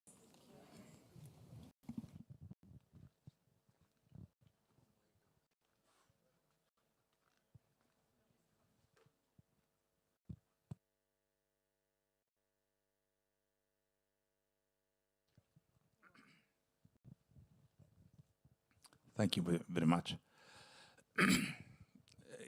الحقيقة في البداية يعني أنا بشكر دولة الإمارات على الإعداد الجيد وعلى حسن الاستقبال والضيافة، وده مش غريب عليها، وأتمنى كل نجاح لهذا المؤتمر القيم واللي يعد استكمال الحقيقة لمرحلة جديدة من التفاعلات والأفكار النيرة اللي احنا بنخاطب بها العالم بلغة جديدة، وخصوصا دور البرلمانات موضوع هذا السيشن. دعوني في البداية أقول له أنا حضرت الحقيقة يمكن الأربع مؤتمرات اللي فاتوا في كوبنهاجن وباريس وشرم الشيخ والنهارده هنا. هي الحقيقة أحاديث مطولة، وفي نهاية المؤتمر الحقيقة في بعض الالتزامات من دول، لكن الحقيقة لما نيجي وده يمكن ده اللي سمعناه النهارده شفنا ان معظم الالتزامات ما كانتش بتتم بالكامل، وده يمكن يجب ان احنا يعني نتوقف امامه ونقول ليه. لان عدم وجود التزام الحقيقه دولي بخطه طريق واضح قوي انه بيخلي حتى عمليه المراقبه والمتابعه تكاد تكون معدومه. فانا اول مقترح عاوز اتكلم عنه النهارده كيف يمكن ان يكون هناك اتفاقيه ملزمه بخطه طريق توافق عليها كل الاطراف، عشان نبدا نقيم بعد كده، وبيكون للبرلمانيين دور ان هم يقدروا فعلا يقيموا ايه اللي حصل وايه اللي ناقص ومين اللي مقصر ومين اللي مجدي في العمليه الاولانيه. الحقيقه يعني انا شايف ان هذا المقترح يجب ان يدرس جيدا، ويجب ان يكون التزام من الحكومات على هذا الموضوع، ويجب ايضا ان نضع فيه الاولويات وان نضع في خريطه الطريق مين اللي هيقوم بالعمليات دي كلها، وان يكون، وانا ارحب بالفكره اللي قيلت دلوقتي ان يكون هناك لجنه برلمانيه للرقابه على كل هذه الاعمال على المستوى الدولي. اما فيما يتعلق بالموضوعات الاخرى الخاصه بالمناخ والتغيرات في تامين الطاقه، الحقيقه في ديبيت كبير جدا النهارده بيتكلموا على الوقود الاحفوري وتواجده، وهل يكفي النهارده عمليه التحول في الفتره المستقبليه القليله انها تكفي الانتقال الكامل والامن. احنا زي ما شايفين النهارده لو بصينا للاحصائيات اللي بتقول ان كل المحاولات اللي حصلت على مستوى العالم النهارده لا تتعدى اكثر من 20% الطاقه النظيفه والمتجدده، اما 80 ما زالت الطاقه التقليديه سواء كانت الوقود الاحفوري او الفحم ما زالت موجوده. هل هذا الكم المطلوب تغييره هل كافي في السنوات دي؟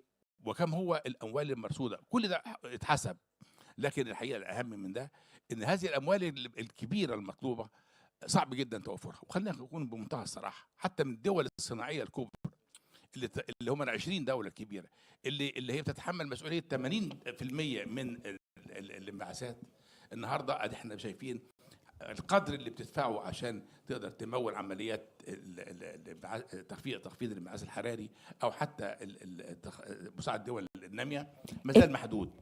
اذا انا بتكلم النهارده على اهم حته في كيفيه خلق نوعيه جديده من الاستثمارات. هنا بقى بنعمل وين وين سيتويشن ما بين الدول المتقدمه والناميه، ان احنا نفكر في تحفيز بقوانين وتشريعات جديده تحفز الدول المتقدمه براس مالها وتكنولوجياتها ان تتوطن في البلاد الناميه بمشروعات جديده. انا الحقيقه بحييكم وعاوز اذكركم جميعا انما نعود الى اوطاننا هيكون في سؤال لكل برلماني عربي او مسلم: ماذا عن فلسطين؟ وماذا يحدث اليوم هناك؟ وماذا انتم فاعلون له؟ انا ارجو ان يكون هناك نداء عالميا من البرلمان الدولي يقول للفلسطينيين ويقول للاسرائيليين: كفوا عن القتل، كفوا عن الدمار الذي يؤثر تأثيرا مباشرا على البيئة وعلى التغير المناخي، وعودوا إلى طاولة المفاوضات للحديث بوجود. Can شكرا you wrap جزيلا. up? Thank you. Thank you so much. I wish we had time for longer interventions, but we do need to stick to the 2 minutes. So thank you very much. We now have the Parliament of Azerbaijan and then Mexico, please.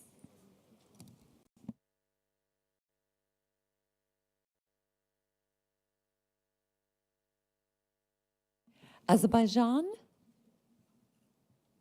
Mexico?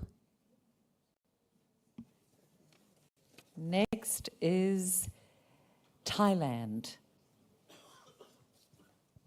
And after Thailand, Indonesia. Thank you. Madam Chair, honorable colleagues, I am Dr. Ampon Jindawathana, Senator, delegation from Thailand Parliament. Apart from climate-related institutional, financial, and policy reform, the next step for Thailand is our intention to be the leader of clean energy provider in ASEAN region, with further increase of the 2037 targets of renewable energy to 50% by 2050 in order to meet the new target goals.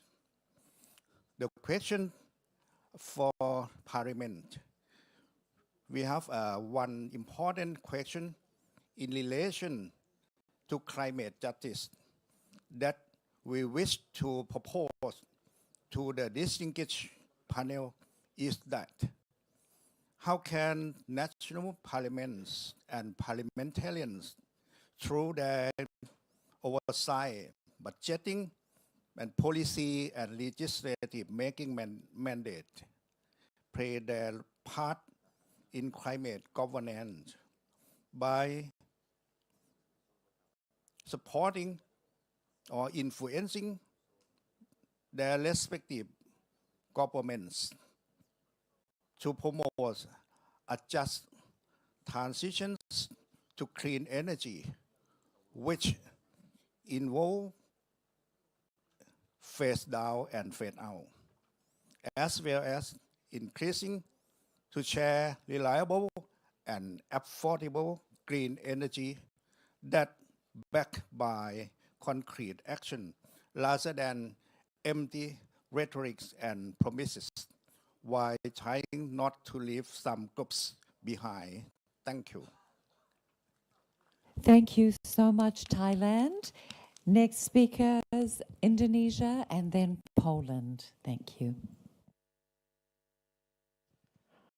Thank you, Honorable Chair, distinguished delegate, ladies and gentlemen, good afternoon. My name is Putu Supadma Rudana, a member of Indonesian House from Bali. Thank you for the opportunity to convey the Indonesian House perspective on the importance of parliamentary oversight on the Paris Agreement implementation. Indonesia, the fourth most populous country in the world, with at least 280 million population people, with more than 17,000 islands, and of course including many small-sized islands, also badly affected by the climate crisis. I would like to share several matters regarding this topic. First, through legislation function, Parliament can support and ensure the synchronization and harmonization of numerous sectoral legislation connected to climate change, such as those in forestry, agriculture, plantation, and energy. Second, through the budgetary function, it should be underlined that the gap between the need for the climate financing and the availability of public monies remains significant. Through budget support and efficient and effective climate financing coordination, Parliament may push the administration to ensure the plan for attaining NDC targets is implemented. Third, In exercising its monitoring function, especially in terms of openness and accountability, parliaments need to ensure that policies are in accordance with the Paris Agreement's mandate. Fourth, Parliament should also closely engage with local communities in the advocacy to ensure that indigenous values and local wisdoms on environment are included in regional government policies. In my case, I work very closely time to time with provincial government in my constituent to ensure this. The fifth one, last but not least, of course, all parties must work together, move forward together, especially Parliament under the support and assistance of the IPU, to fight climate change with, of course, climate action and, of course, implementation together. Let's take action now, collectively and collaboratively in partnership together. It's time to unite, act, and deliver. Thank you very much. Thank you so much, Indonesia. Next, we have Poland, followed by Cambodia.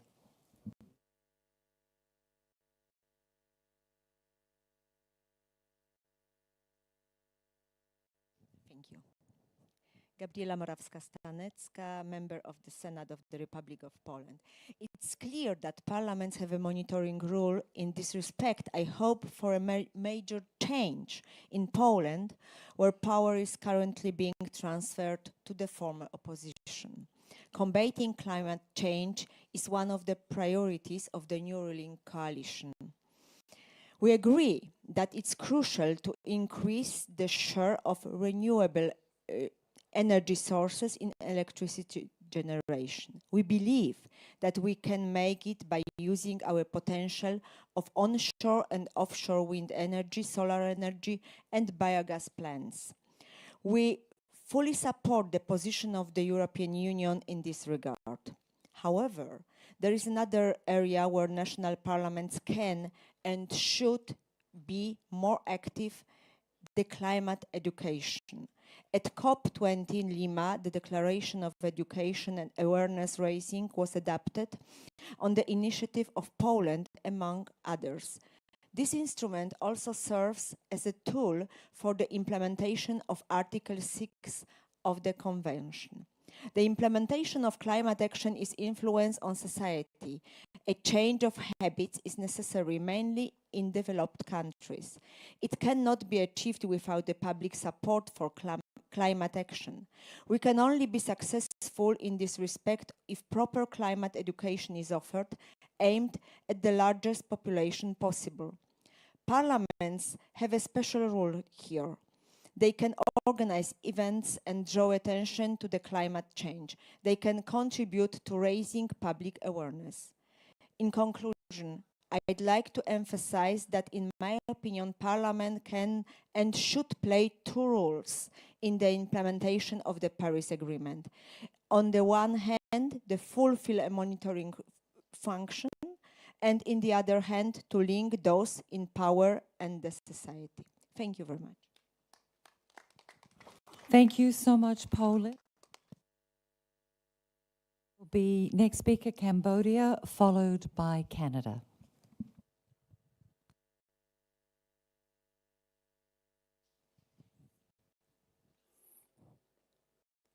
Excellency, ladies and gentlemen, we Cambodian parliaments understand that now in the area of loss and damage, climate impact spiraling out of control across the world.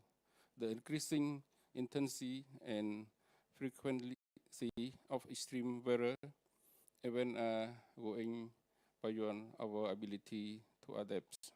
Day by day, change to our river ecosystem and weather system, crippling life and livelihood and economy. We are deeply concerned about the impact of loss and damage on community across the world. And now is the time to take urgent action.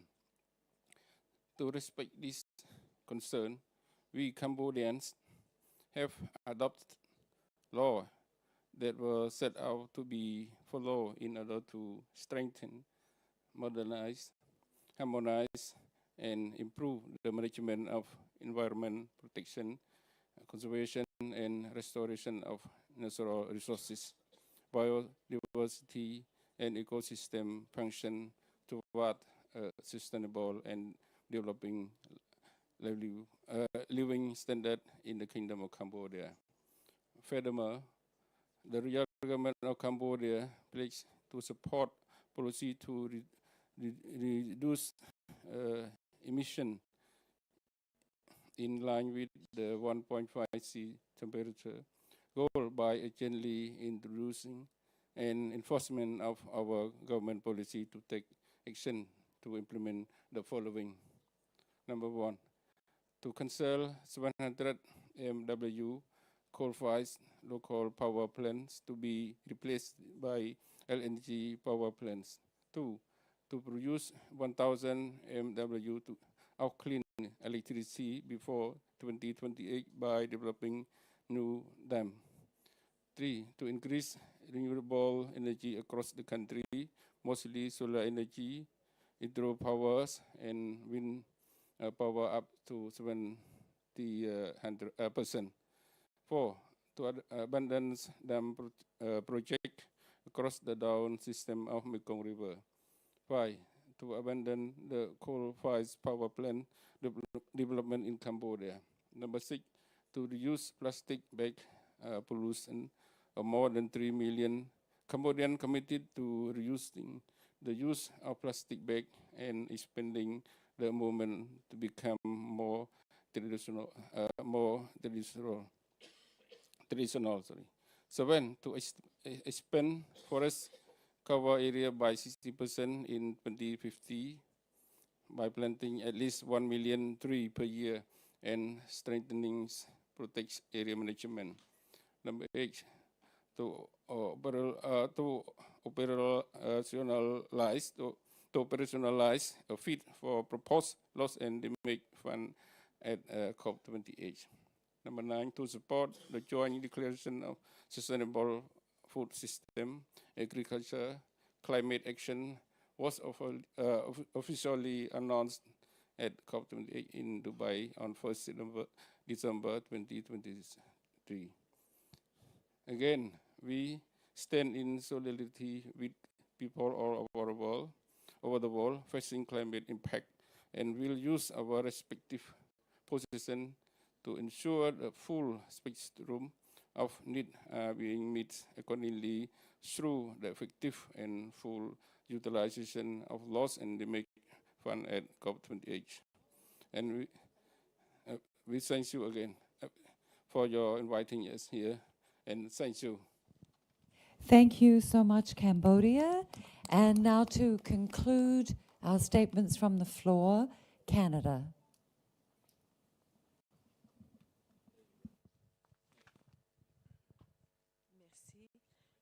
Merci, Madame la Présidente. Désirée Magra, avec la délégation canadienne, mais élue du Québec, qui fait maintenant partie coprésident du Beyond Oil and Gas. Et c'est le seul gouvernement subnational avec autres. Alors, c'est la première fois que je participe. J'ai été élue il y a 1 an. Donc, je voulais souligner un peu les démarches au niveau du Québec. I also just want to say that I was involved at the first Rio Earth Summit as a youth ambassador appointed by Maurice Strong. So here I am 30 years later, we're still working on these issues. And I went into active politics for the next generation to get more done and work with young people in partnership rather than passing the buck or paying lip service, to work with them and empower them and try to counter some of the anxiety, anger, and apathy that many young people feel by looking not just at problems, but at solutions. So in terms of solutions in Quebec, some of the things that we're doing, we have completely ruled out further oil and gas exploration. We're in a new national action plan in terms of renewable energies. And I am also the opposition critic on climate, but we are working very much with the government, speaking of being transpartisan and nonpartisan, recognizing that all governments of different shades in Quebec, whether they've been federalist, separatist, or nationalist, have all been moving in the same direction to make Quebec the leader that it is today.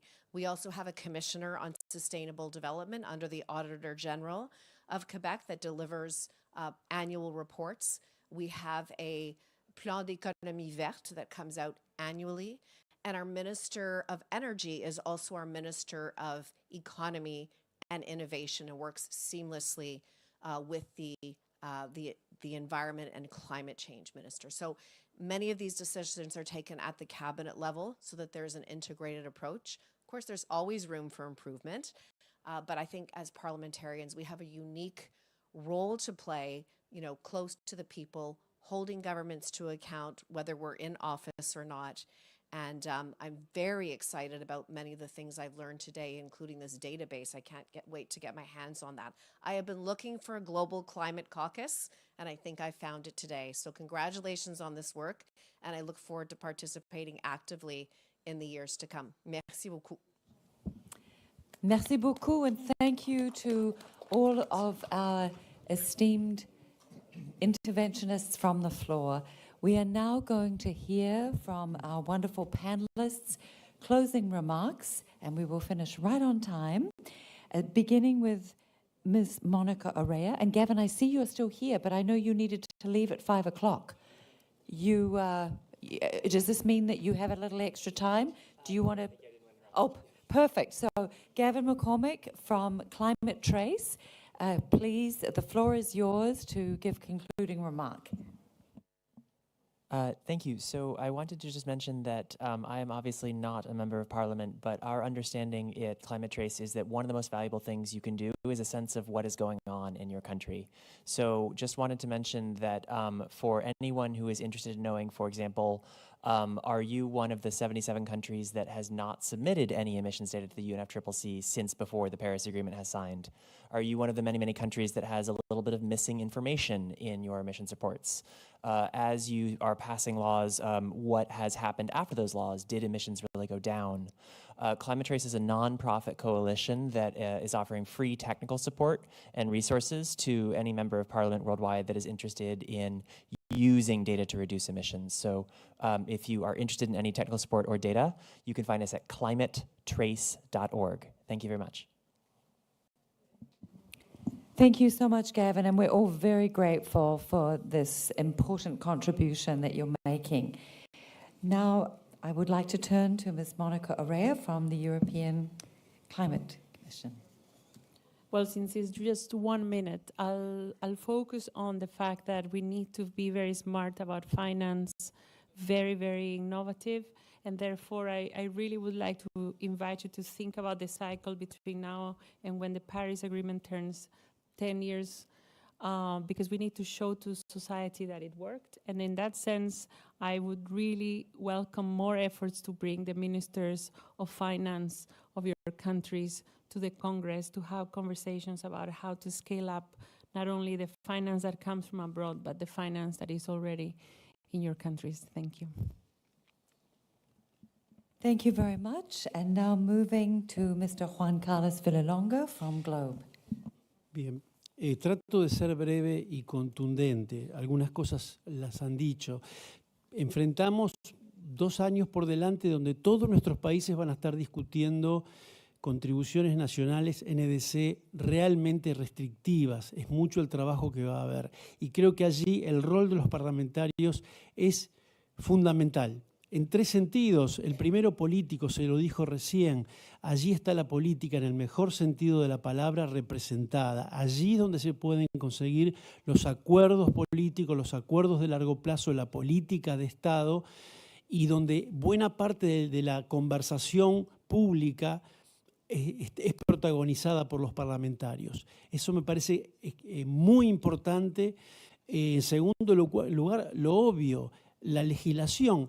En buena medida, la transición energética depende de mejores marcos regulatorios, el desafío regulatorio, nuevos marcos regulatorios para los mercados eléctricos, para la distribución de la energía, para la movilidad eléctrica. Es decir, está trazado en muchos de nuestros países la innovación regulatoria para darle el espacio a las nuevas tecnologías que están apareciendo. Y por último, también lo han dicho, Nosotros como parlamentarios controlamos el presupuesto, controlamos áreas de la justicia, somos supervisores de la gestión del gobierno. Bueno, tenemos que ser supervisores en tiempo real de lo que va sucediendo en términos de cumplir con los planes nacionales, cumplir con los planes sectoriales, y eso solo los parlamentos lo pueden hacer. No es una evaluación ex post, sino que lo podemos hacer en tiempo real. Creo que esas son funciones, digamos, no pueden ser reemplazados por ningún otro cuerpo. Es el Parlamento el que tiene ese rol y, por lo tanto, vuelvo a lo que dije al principio. Es evidente que el Parlamento, los parlamentarios, tienen que tener otro estatus en estas conversaciones. Gracias. Thank you, Mr. Waven William. I would like to thank all the participants. It was good to hear that you all know what is at stake. I would like to just say, we are in this together, so let's do it. I thank you. What a wonderful note on which to close. I would like to thank our gracious hosts from the United Arab Emirates, to thank the President and the Secretary General and the wonderful staff from the Interparliamentary Union, our brilliant speakers today, all of those who intervene from the floor, and all of you as parliamentarians who play such a critical role in this absolutely essential element of parliamentary oversight. And to close, I would like to thank our Climate Action Task Force that have helped us to produce the collection of tools, the laws, the database, and we will be coming up with a new tool with MIT that we hope to announce next year. For those who are interested in being supported to come to Hawaii to learn about 100% renewable energy, please see me later. Thank you all for the fantastic work that you are doing. Good evening.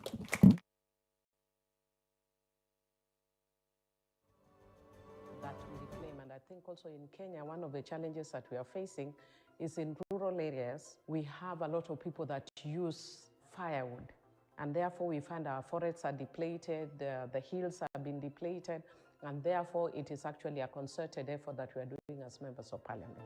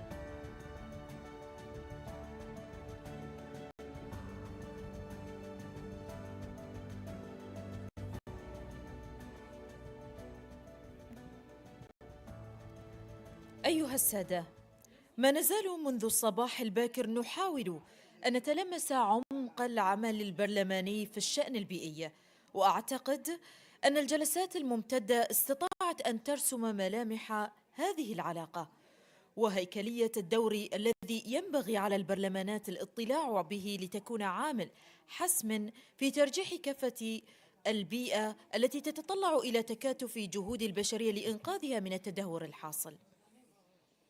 ولكن هناك لبنة ما تزال بحاجة إلى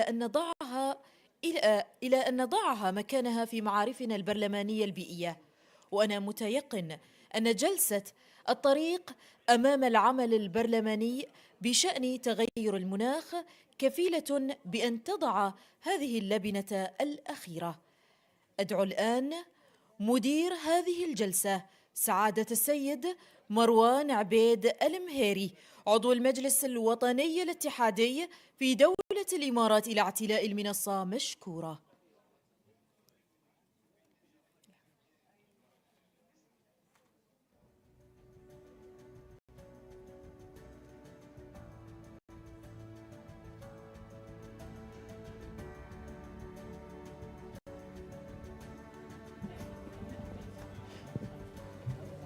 Assalamu alaikum. Good evening, everyone.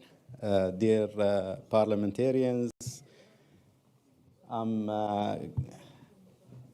speakers of parliaments, parliamentarians, distinguished guests. It's a pleasure for me to moderate this session, the closing session of this parliamentary meeting at COP28, on the road ahead for parliamentary action on climate change. Today has been an undeniably important day for parliamentary action on climate change. Hundreds of parliamentarians, which is unprecedented for this type of events, have gathered here to chart a course forward to confront climate change and join hands with negotiators and decision makers at the Blue Zone in Expo City to address and confront the issue of climate change. In this closing session, we will mark an important step in our deliberations by hearing from the rapporteur of the outcome document of the parliamentary meeting at COP28. I would like now to invite the rapporteur, Ms. Mira Suedi, member of the Federal National Council of the United Arab Emirates, to present the outcome document. Mira, please take the floor. Thank you, Your Excellency. Your Excellencies, esteemed parliamentarians, good evening. My name is Mira Al-Suedi. I'm a member of the Federal National Council at the United Arab Emirates, and I am rapporteur responsible for the drafting of the parliamentary meeting outcome document for COP28. Today, I am proud and excited to stand before you as we unveil not just a document, but a bold call to action, the parliamentary meeting outcome document of COP28. It is a true testament to our collective commitment to tackle the urgent global challenge of climate change. This outcome document is not just a compilation of words. It is an action-oriented plan, echoing the urgency articulated in the Paris Agreement and the NASA Doha Declaration, acknowledges that we are progressing and must act urgently and boldly to limit global warming.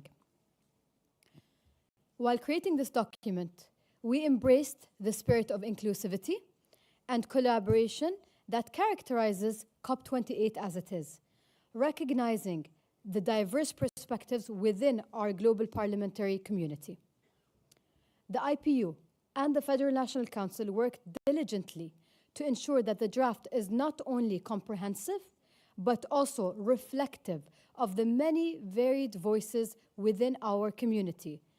And we facilitated ample feedback from all members. In terms of the process, I created a preliminary draft of the document, and it was shared with IPU members on the 13th of October 2023. The draft underwent discussion by the IPU Standing Committee on Sustainable Development in Luanda, Angola, during the assembly on 25 October 2023, and it was open to further amendments until mid-November 2023. This additional layer of consultation ensured that we incorporated a wide array of viewpoints and expertise into the final draft.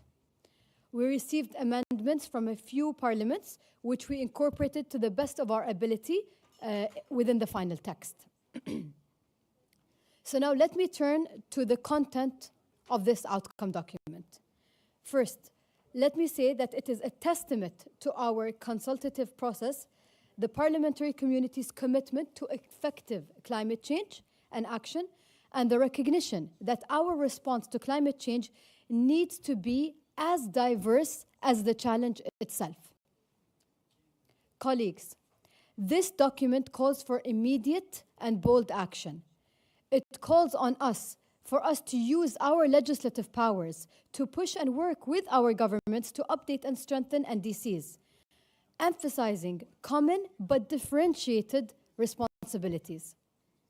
It calls on us to leverage our parliamentary oversight and budgeting powers to align national policies with global commitments, all while prompting public participation, education, and awareness.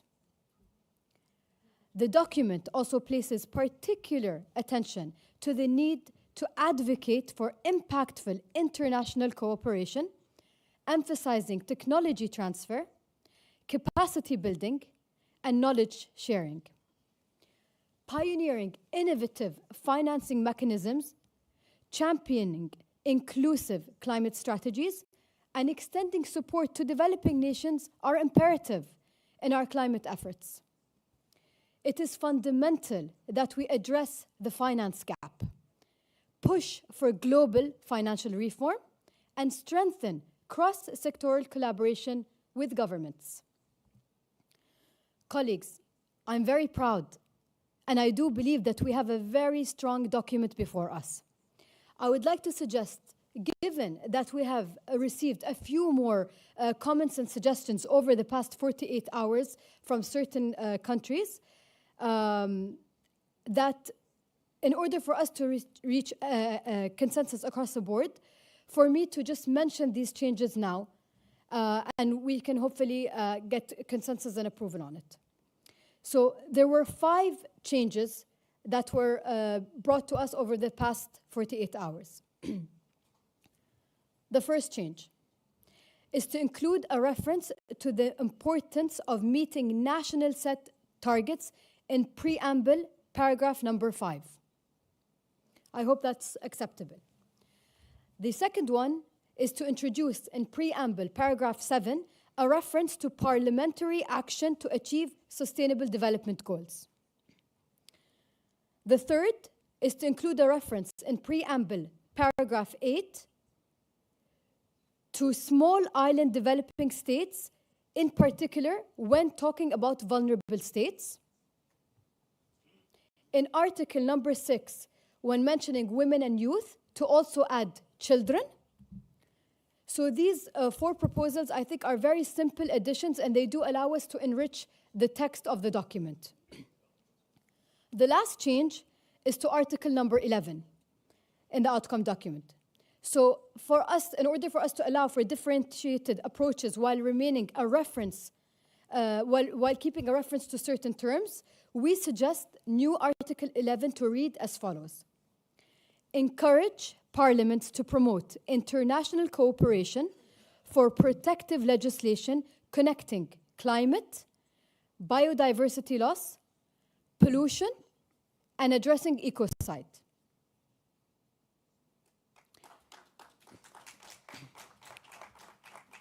Thank you, colleagues, for the time. This is now the time for us to take parliamentary action. And may I have just to confirm another round of applause to collectively adopt the document.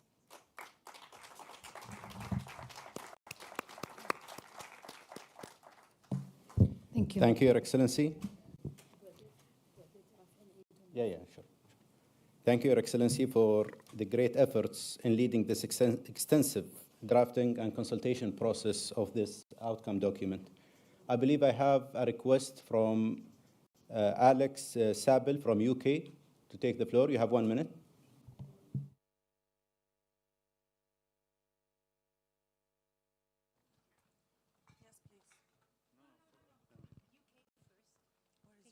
Yes, please. Right here.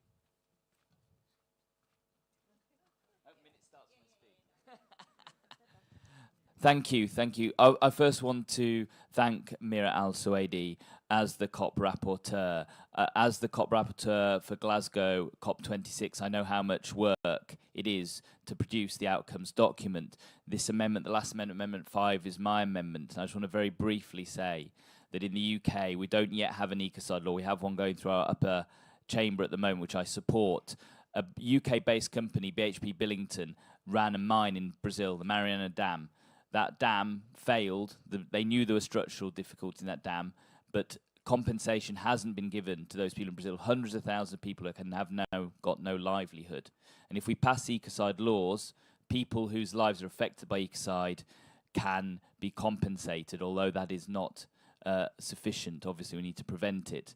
But also those parliaments here, and I encourage all parliaments to go home and try and create ecocide law, can also say the ICC to incorporate ecocide, who are IC members, ecocide, in one of their articles alongside crimes against humanity, genocide, etc., to be prosecuted in the ICC.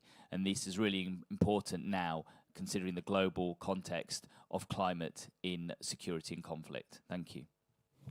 Thank you, Alex. Thank you for staying within the 1 minute time limit. The delegation from Russia, you have 1 minute.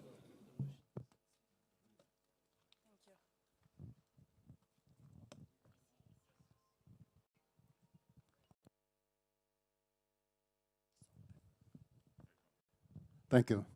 First of all, I'd like to thank Ms. Rapporteur for excellent effort she honestly made in order to have consensus document. We appreciate it.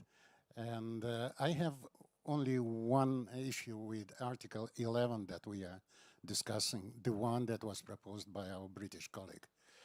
The problem is that the language is talking about connecting issues in a legislation that we had never discussed in this format.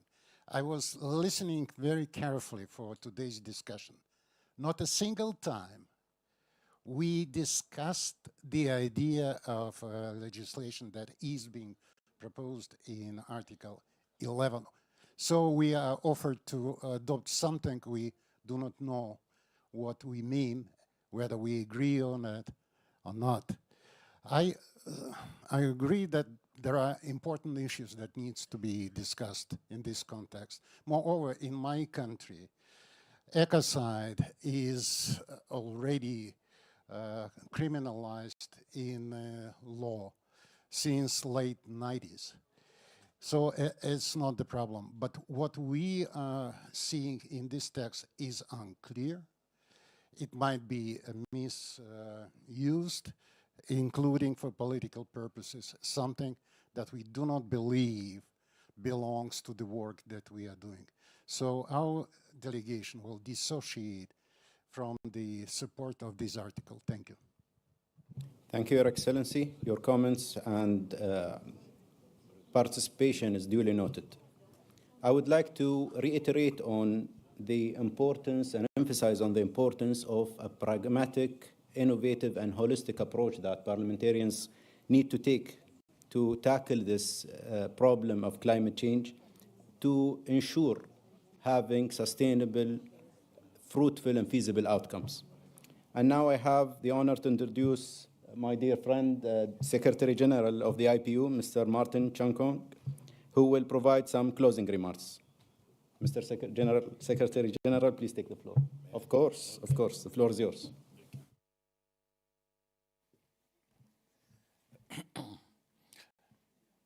Thank you very much, Mr. Moderator. Thank you for giving me the floor. I do know that the day has been very long, and I hope that I can limit my concluding remarks to the bare minimum. The discussions have been so rich that I feel terrible that I am not able to do justice to all the very good ideas and suggestions, proposals that were made during this day of deliberations. But I believe that the report of the parliamentary meeting will do justice to those discussions. Let me just use this opportunity, first of all, to thank you, Mr. Moderator, for being here to see that the proceedings conclude successfully. I also want to thank Mira Al-Suwaidi for a great job. She is a true champion of the IPU. She has followed the tradition in the IPU of democracy, consultation, inclusiveness, to make sure that the outcome of our deliberations reflects the general views of us all. I think that is very important. And I think we go home now claiming ownership of that outcome document and being energized to implement it. Let me also thank, again, the hosts of this event, the Federal National Council of the UAE. We see that the efforts that you have put into organizing this meeting have borne fruit. We've had very smooth deliberations today, and the outcome document is there to bear testament to the richness of the discussions. You did say, Mira, that this document is an action-oriented document. Yes, that's what I guess many of you asked for. You did ask for a roadmap, and I think somebody, my good friend Mohammed Al-Buenin, talked about a binding roadmap for us to take the work forward.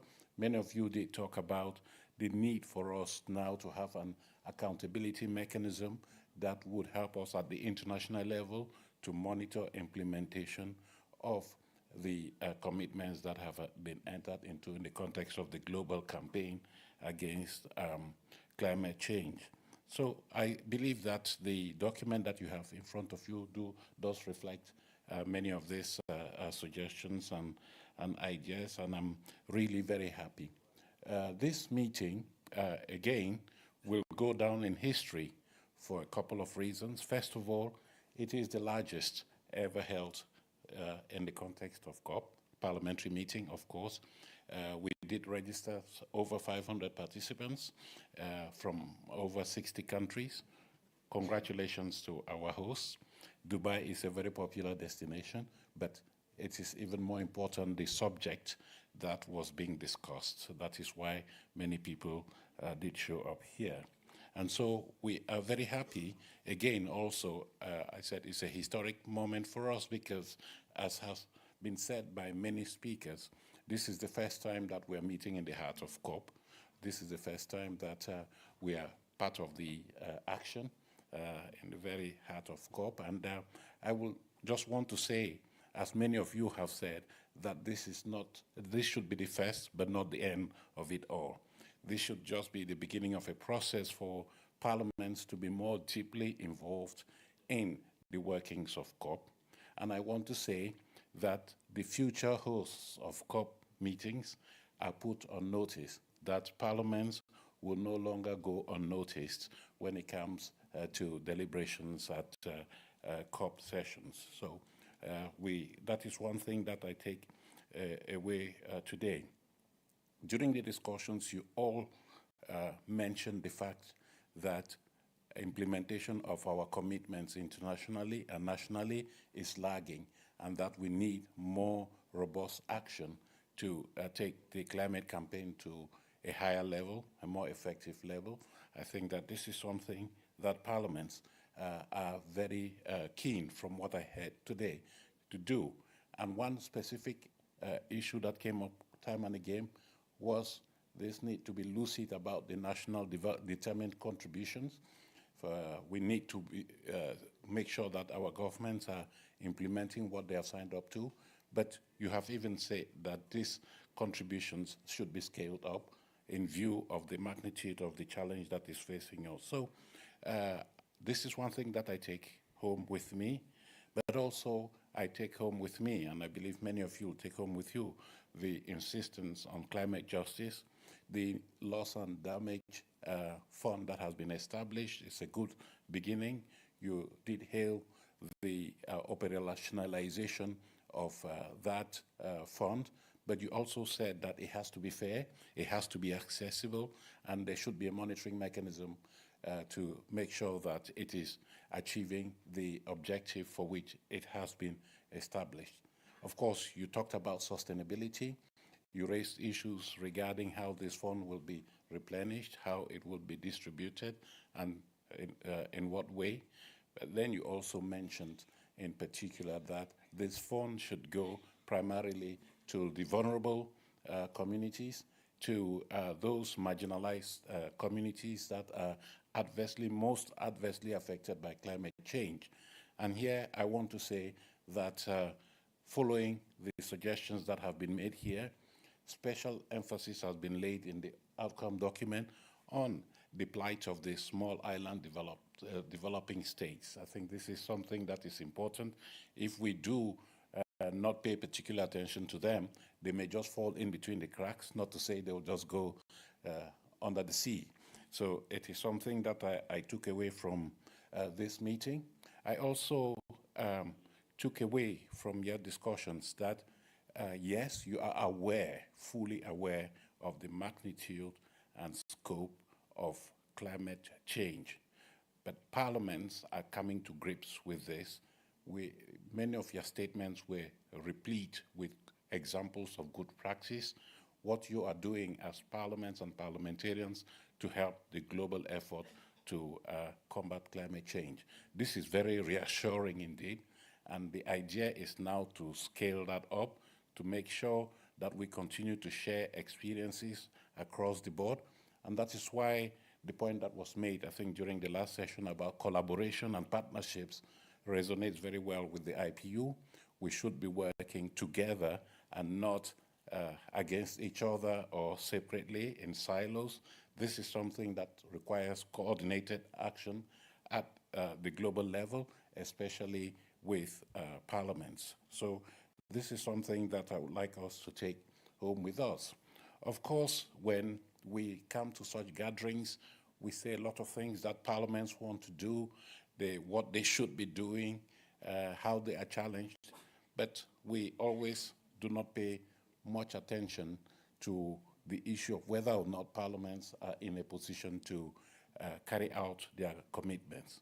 Of course, there are many out there that have the resources, have the skills, knowledge to implement what they have been elected to do. But many are struggling, and that is why I think many of you referred to the need to provide more resources to parliaments to build their capacities, to make tools available to them so that they can perform their duties when it comes to contributing to climate action. And I was very heartened by the suggestion that was made by the moderator of the previous session here, Amanda Ellis, of the various tools that are out there already, the LSC database of climate-related legislation, you had the global emissions tracking tool that has been developed that can be very useful for parliamentarians. And at the level of the IPU, you did hear the president of the Committee on Sustainable Development talk about the work that the IPU has been doing to build capacity among parliaments, to provide tools for them to perform their work more efficiently.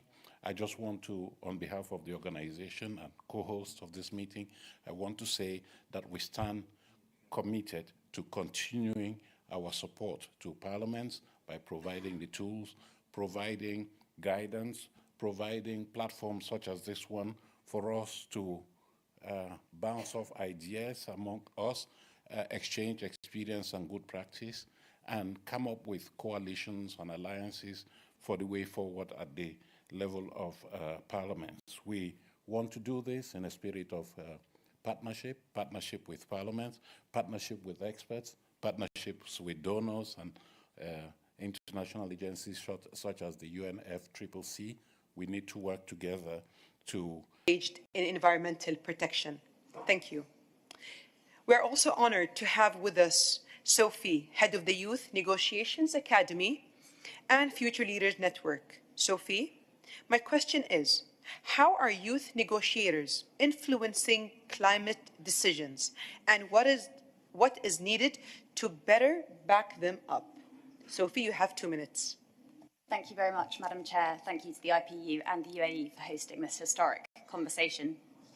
So, young people have historically been significantly underrepresented in climate decision-making, very similar to the points Dan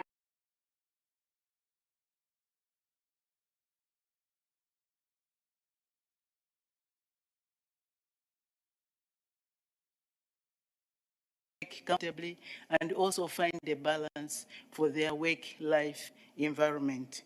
And also, as we need to implement, moreover, parliaments can champion legislation that addresses the unique challenges faced by young persons, such as access to education, healthcare, and economic opportunities. Parliaments can nurture political aspirations of young women by creating enabling environment for social and political activism. Lastly, like I said, we need to build up institutions that will provide young women, in particular women and girls from remote areas with different social and economic backgrounds, with different experiences. This involves breaking the stereotype, encouraging mentorship programs, and providing space for the meaningful participation of young women. Thank you. Thank you very much, Madam Moody. I can't agree more. The same question goes to you, Your Excellency, Dr. Ali.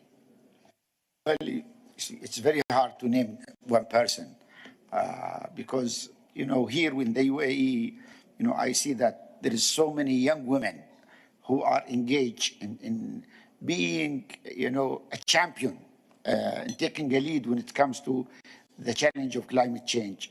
You might see some of them who are participating in the negotiation here, or you will see some of the volunteers that you will see them here, and even some of them are those who are classified as special needs girls. Also, we have many startups which is started by young women in the UAE to deal with this challenge. Also, we have many working in the educational system, creating awareness between the new generation related to this issue. Thank you. We're for sure proud of them. The same question goes to you, Dan, and you have 2 minutes, please. Thank you. Thank you. Thank you, Sarah. I'm going to just name one person because I guessed this question might come up. And I met online a young activist in the United Kingdom, and I want you all to look her up because I think she's fantastic. Her name is Scarlett Westbrook. She was the youngest person in the world to obtain a government and politics A-level, aged 13, which she taught herself. She co-organised Birmingham's first school strike for climate action. She's the youngest ever author of parliamentary policy in the United Kingdom, and probably the world, authoring the English Climate Emergency Education Act, which was presented to Parliament by Parliament's then youngest MP, Nadia Whittome. She's an award-winning journalist who writes articles on climate change's effect on young people. She's a member of campaign group Teach the Future, which seeks to teach students how to face the effects of climate change as well as begin to build the solutions. And finally, if that wasn't enough, she received an honorary doctorate of science from the University of London before she started her undergraduate degree. So I was blown away by her when I met her earlier this year, and she does not know I'm mentioning her, but look up Scarlett Westbrook. Thank you very much, Dan. Cynthia, the same question goes to you.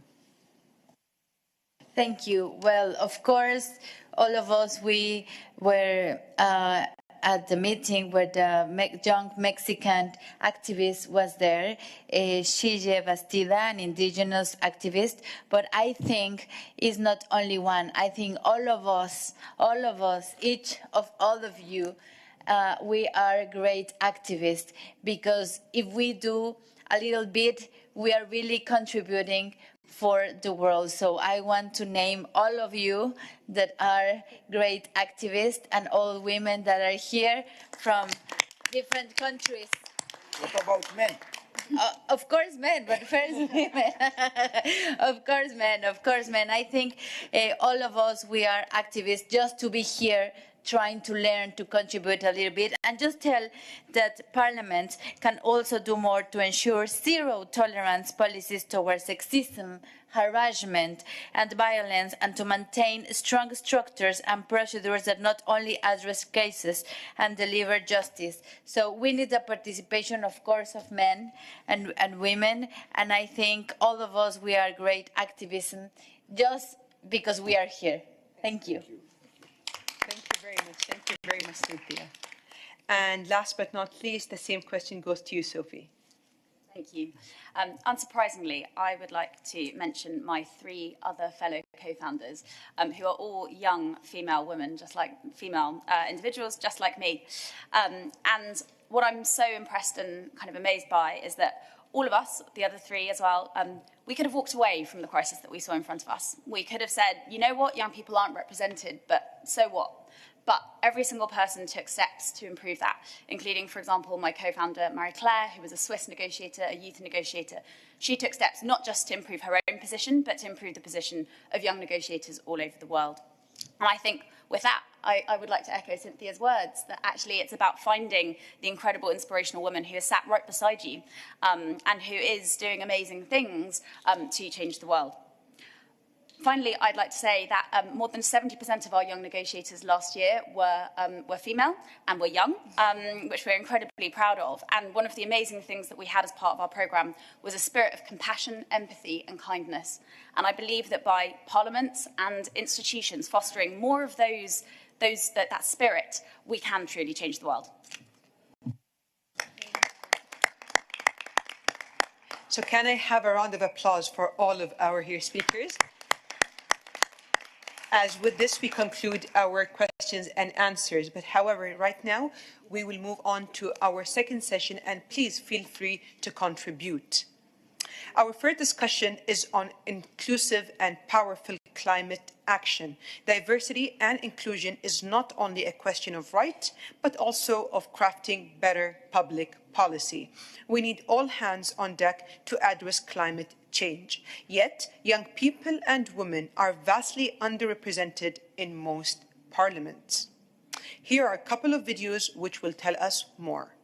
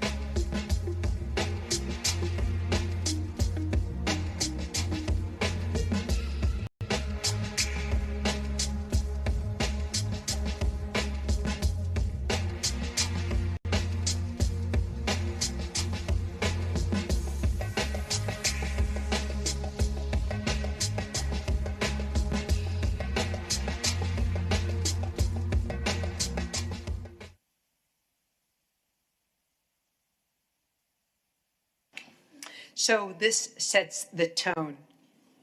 A big thank you to the IPU for being so strong on fighting for more women and youth in parliaments and politics.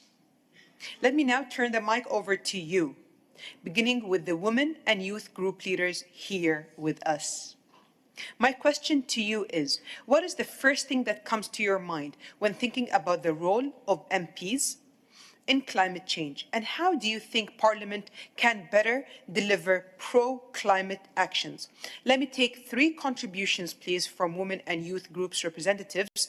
You have 2 minutes each.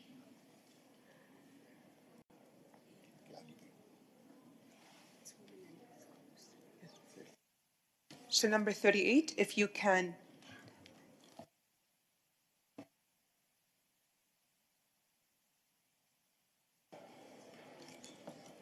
Sorry, this is only for youth groups. You're an MP, the question after. Perfect.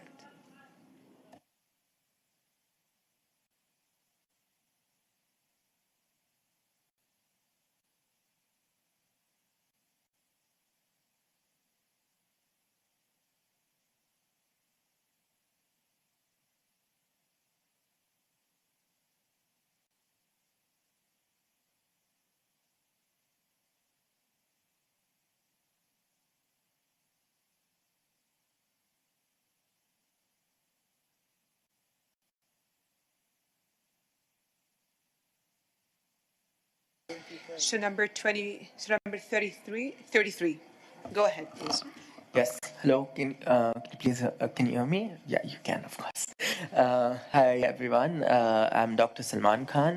I am an undergraduate medical intern based in India, and I'm a part of the organization called the International Federation of Medical Students Associations, also known as IFMSA.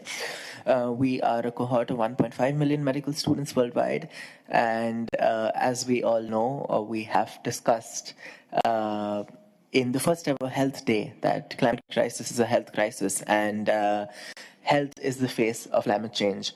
What we as a big group of 1.5 million medical students believe in is that we aim to be meaningfully engaged in the decision making and the negotiation processes as the voice of the face of climate change. We, as in the young healthcare providers and young future healthcare providers, see ourselves in a position to walk hand in hand with all the other stakeholders present in this meeting, so that we can effectively work on addressing the health impacts of climate change, which now is, as rightfully said in the previous discussions at the high-level ministerial segment as well, that health is the face of climate change. So we, as an organization of young healthcare professionals, want to give the face the voice. Thank you. Thank you very much. Well, you should be part of the negotiations. The next, I'll give the floor to Flavia Bostrio from PMNCH, number 25. You have the floor. Thank you very much, Madam Chairperson. And first, from the Partnership for Maternal, Newborn and Child Health, our sincere appreciation for this historic meeting that is bringing parliamentarians and the IPU at the heart of the COP negotiation. Now, being a veteran of the COP participation, we like to suggest three things that members of parliament can do. Number one, they can build on the campaigns that are happening that engage young people, like the campaign we have at the PMNCH that is called 1.8 billion young people below the age of 24 whose health and well-being is threatened, as a previous speaker has mentioned.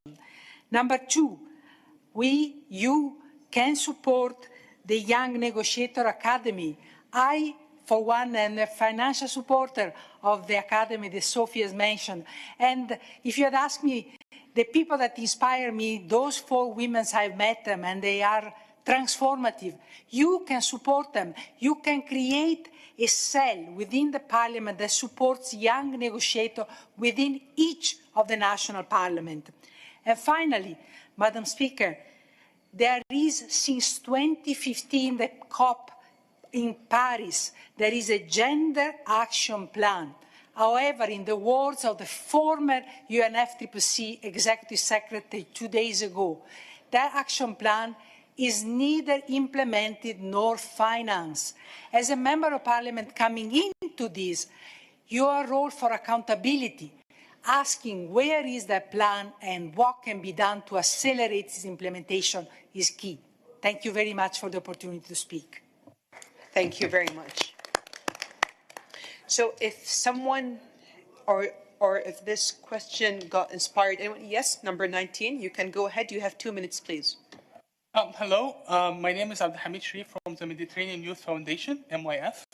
And I think one of the major things that Parliament members can do is to field locally organized research groups from youth.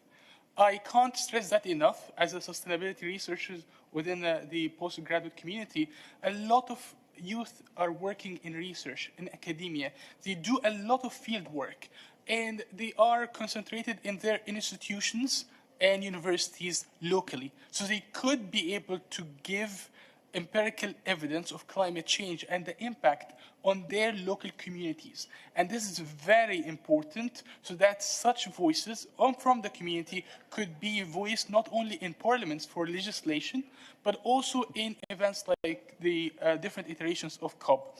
And we would like to see the parliament members focusing on a couple of things. There is a major financial and financing gap between the global north and the global south. So we'd like to have the parliament members advocate for bridging that gap. And also we would like to have more funding allocated to green entrepreneurs. And the problem with green entrepreneurs is that green entrepreneurs in the global north can have more access to financing. So we'd like the parliament members in the global north countries to give more support to their legislators and to their governments in the allocation of foreign aid towards youth entrepreneurs, especially in underdeveloped communities, and also fielding locally organized research groups, because we need to have the local community voice coming into the play. I myself did a field study research on a small village called El Chakhlouba in Egypt, and quite honestly, I'm really glad that their voice have been transported to COP28. So I'd like to have more of that, the research and entrepreneurship. Thank you. Thank you very much. Now let's move on to the next question for our women and youth representatives also. So the question is, what role do you see specifically for women and young MPs? And what do you think can be done to better amplify the voices of women and young people on climate change? Any contributions? Number 36. Go ahead. How do I put this? Okay. Thank you. I'm Shatsi Mushere from the Parliament of Uganda, and I'm very grateful for this opportunity. I must mention that we have one woman MP per district in Uganda, so the government of Uganda is very interested in supporting women. I also want to say that, first of all, women must be empowered and feel that they can occupy this space. I would like to take this opportunity to thank my colleague, Honorable Jacqueline Amongi, who's here. She has encouraged me. I'm an MP, but I have not, this is my second COP. So the fact that she came up to me and said, Chatsi, you just show up. You cannot be wrong. If you open your mouth and say something, you cannot be wrong. You're already committed to climate action. So first, as women, we must encourage each other. Then we must be capacitated to be able to explain, understand this jargon. It seems like we should all understand what resilience is, what adaptation, mitigation, but I can assure you, not all parliamentarians understand this. But yet we understand what our women go through, what our children go through, what our rural communities go through. And even people in Africa don't quite understand climate change, but they know they have floods in their areas. They have different challenges, which actually are a result of climate change. But being able to give us capacity as MPs, then in turn we also go and also help our communities understand how we can work together to improve our climate. So community building, capacity building, I cannot overemphasize finance, and this is something, the young man, thank you for talking about that, but I just want to, again, say how grateful we are for this roundtable. Thank you. Thank you very much. Any other contributions? Number 38. Donc,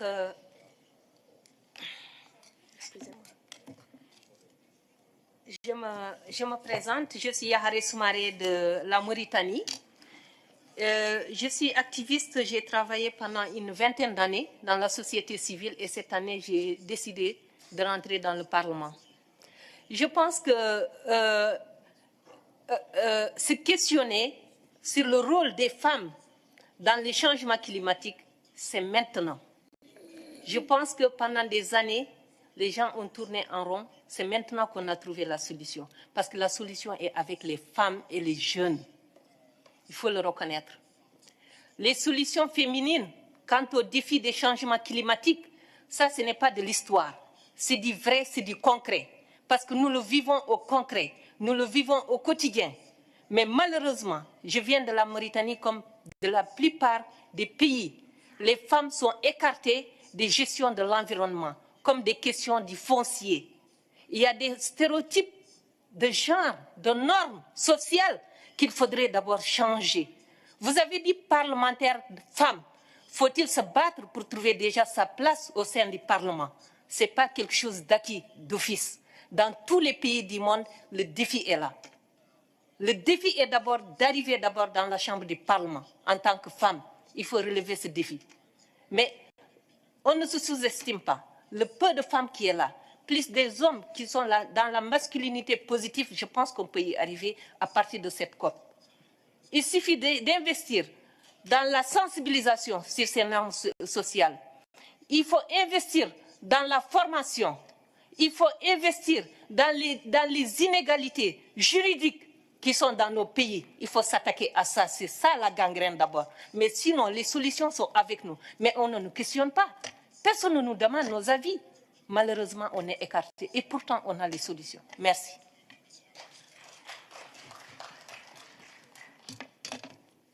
Thank you very much. Number 24. Hi, I'm Khawlam Sheikh, Dr. Khawlam Sheikh in Applied Math. And it's weird, like I'm here because people think that people from scientific community don't have to do with policies. But actually, I'm also admire working on policy-driven actions. And my questions and my interventions here are related to the both questions already asked.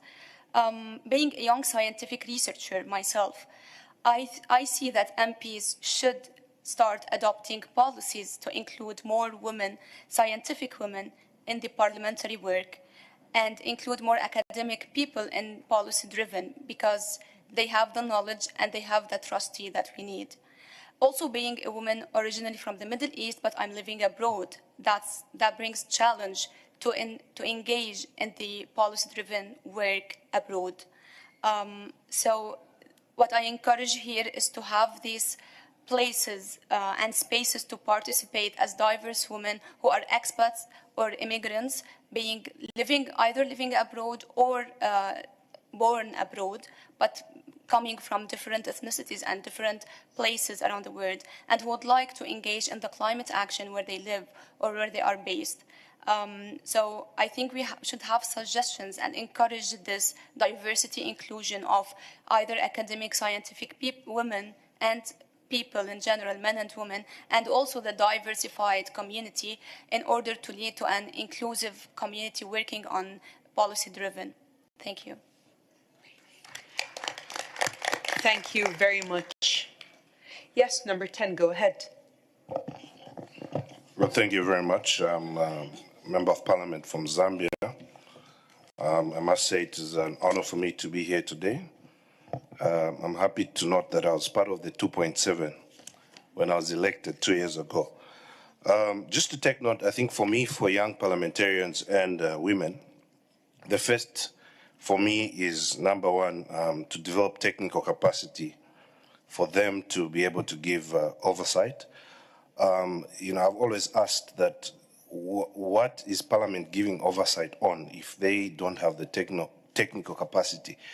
And the first thing must to capacitate young parliamentarians and women on the technical aspects of climate change, because it's not a straightforward topic. It's and this the COP attendance is one such event, and we're happy that we've joined Madam Speaker here. The other issue is also to give an opportunity to women and young people to be part of these negotiations from an informed perspective. And it is my feeling that the COP or the subsequent COPs must have a pre-COP, COP, and post-COP, because after COP, usually we've not seen a post-COP conversation on how far are these commitments that global leaders have made. What is the post-COP framework or trajectory? So I think this could be an opportunity to rethink the approach in the climate conversation, so that it could be more practical. Issues to do with capacity. I'll give you an example. My attendance here gives me an opportunity to think that as a member of parliament, we in Zambia, we have what we call the Constituency Development Fund. So I'm already thinking that I must undertake climate resilient projects in my constituency, because then that way we must begin having conversations in ending this situation where, you know, when we have heavy rains, heavy winds, schools are having blown off roofs. So all this kind of thinking for a young member of parliament only comes when you begin to understand that there is need to mainstream this climate issue with all multi-sectoral approach, local government, and this way we'll be able to avert risks and, you know, instead of really mitigation and, you know, we would really get to adaptation. That's my submission. Thank you very much. And now we move on to my dear friend Hannah. You have the floor.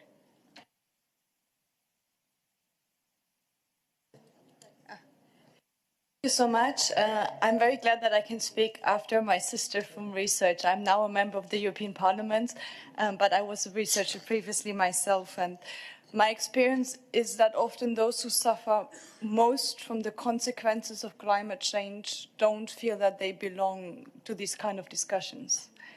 And as a member of parliament, I think we have two responsibilities, and that goes especially out to the young, to the marginalized, and to the women. First of all, if they speak to us, we should give them the feeling that we care and that they belong, because they do. And if they attack us, that we are too slow or we're not implementing things the right way or whatever, we should see them as allies, because they invest their free time and the little bit of resources they have in trying to make us better fight climate change and fight the climate crisis. So although it's sometimes perceived as criticism, I actually think they are our closest allies and we really need them. And the second aspect is, how do we move ahead? Because many have the fear that whatever measures we take in terms of changing your heating system, that's the discussion we're having in Germany, using different kinds of generators, that it disproportionately affects, again, the most marginalized, the women, the youth. And we really need to have them on board for acceptance, because that is how we can move globally. So let's all please see them as allies and make them feel that they belong to the decision-making tables. Thank you very much, dearest Hannah, for your insightful views. We'll move on now to number 15. 14. I'm very sorry. Yes. Hello, good morning, good afternoon, or good evening. I am Karil Omlang from the Asian Youth Council, the Director General, and I'm also from the Philippines. So in the Philippines, since 1975, we already elect our youth representative into government. This way, we can make sure that our voice, the voice of the youth, can be heard and can be put into policy already. So every community, every cities and provinces, we voted our youth representative with budget and independence in creating policies, projects and programs into their own community. I think that is something that we in our own countries can be considered, so we can have the voice of the youth be heard in all of our community. Because I believe that we youth is not the future. We are already here now, and we are already taking the lead. Thank you so much. Thank you. Thank you very much. We now move on to number 37. You have the floor. Excellencies and colleagues, thank you so much for organizing this very important discussion. I am Nupur Prakash, a Gender and Law Specialist from the International Development Law Organization, and we specifically work towards reducing the justice gap for women and girls around the world. With respect to the discussion here, I'd like to talk about two issues. The first one is around the gender action plan that my colleague brought up. So those of you who have not been involved with consultations and negotiations, yesterday we did agree on consensus on a text, and unfortunately the language was watered down, especially with respect to women's participation in negotiations. So I think for the parliamentarians here, a way forward would be to capacitate your negotiators, to be able to provide support to them so that when they come for the next COP and the SBs and Bonn, this is something that we can be well prepared for, because even now at the COP discussions, women's participation is not where it should be. And then more specifically, with respect to women's participation and how we can improve them. So we have been working in many countries with women judges, women lawyers, and we found certain areas of work that we think do help. Number one being eliminating discriminatory laws. And by that, I do not just mean constitutional quotas at highest levels of parliament, but we need to look at all levels of government, especially, women's participation in customary and informal justice systems. In many of our countries, these are very important avenues through which key decisions around land rights, women's leadership is made, and I think we need investment in those areas. The other day, I was facilitating a session with ILO on women's participation, and one of the most important things that came up was childcare facilities and the support for women at all levels on that, but also for men, because we need to balance out childcare. It's not just the responsibility of women and the linkages with the care economy. The third area that we need to highlight is violence against women in public life. This is a very big issue. It's a big barrier. Sorry, I'll just finish. It's a big barrier for women leaders at all levels, and I think we need more investment and justice in this. Thank you. True women participation is not where we would like to, we hope, however, it's way better than the previous COPs, and hopefully we'll see more and more involvement of women in the future COPs. We now turn to number 40. Thank you, muchas gracias. Mi nombre es Agustín Almodóvar, soy miembro del Parlamento Español y miembro del Comité Ejecutivo también de la Unión Interparlamentaria. Bien, creo que la juventud parlamentaria está cada vez más presente en todo el mundo. Creo que tiene el potencial de ser una fuerza impulsora para la acción climática, influyendo en decisiones políticas cruciales y liderando la lucha contra esta crisis. En buena medida, creo que estaremos todos de acuerdo en que todo gira en torno a la concienciación, a la sensibilización, que creo que es fundamental, y por suerte cada vez más en todo el mundo, especialmente los jóvenes, son más conscientes y están mucho más comprometidos. Por tanto, creo que nosotros, los jóvenes parlamentarios, tenemos la capacidad de conectar con esa juventud y, por supuesto, de movilizarla en torno a esa concienciación climática, que es crucial ante tanto negacionismo que a veces nos encontramos en muchos lugares. Tenemos la capacidad y las herramientas para organizar campañas educativas, utilizar plataformas de redes sociales para difundir información y movilizar a la sociedad civil y, por supuesto, colaborando con organizaciones medioambientales y científicos expertos, los jóvenes parlamentarios podemos asegurarnos que se basan nuestras decisiones en evidencia científica sólida. A nivel internacional, los jóvenes parlamentarios podemos fortalecer la cooperación global participando en conferencias internacionales como esta, que creo que es tremendamente importante la celebración de este tipo de foros por primera vez, compartiendo prácticas y presionando además por compromisos más ambiciosos a nuestros países. Por tanto, enhorabuena a los organizadores de este foro, porque creo que es importantísimo el poder celebrarlos, el poder contribuir de forma activa en la formación de políticas globales efectivas y poner en valor el papel que debemos jugar para poder cambiar las cosas. Thank you very much, sir. We now move to our last speaker in this session, number 34, please. Thank you so much. My name is Ines. I'm with Magda. We represent the European Network Against Racism. Thank you so much for organizing this. My question comes from the fact that, as the other lady said earlier, it's important to have a conversation about climate justice when it comes to climate change. And representing minorities in Europe, climate justice means, first of all, that it's not people who are contributing the most to climate change. It's not the people who are contributing the most to climate change who suffer the most consequences from climate change. That's the first inequality. And the second one is that those who suffer the most from climate change don't have access to spaces of power, but also when they do, they are most of the time alone, and they're crushed by the system, crushed by the other people who are outnumbering them, which makes them difficult to, like spread the message or have a real fight.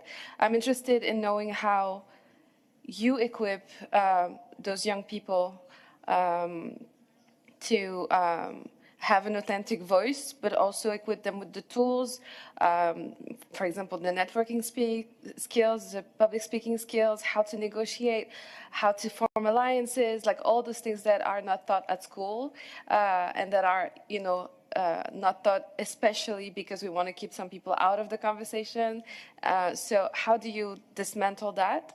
Second question, if you have time, if you want to, for someone else, how do you make sure that the narrative that young people and women have something to bring to the table doesn't essentialize them, doesn't put us in a situation where if you're a young MEP or a woman MEP or MP, you are here because you're a woman or because you're a young person.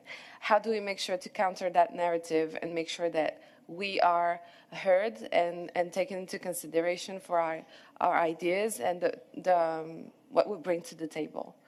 Thank you so much.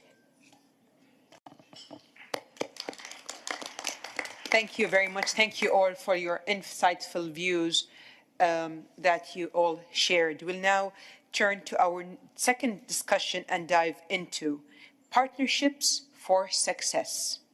Our spotlight is on building stronger alliances and bolstering joint efforts among stakeholders from parliaments, governments, civil societies, and others so that we work more closely together to promote climate action. Beginning again with a question, who here in this room is already engaged in partnerships with MPs or parliaments? Can you tell us if these have been effective, and if so, what the ingredients for success were? Do we have any contributions?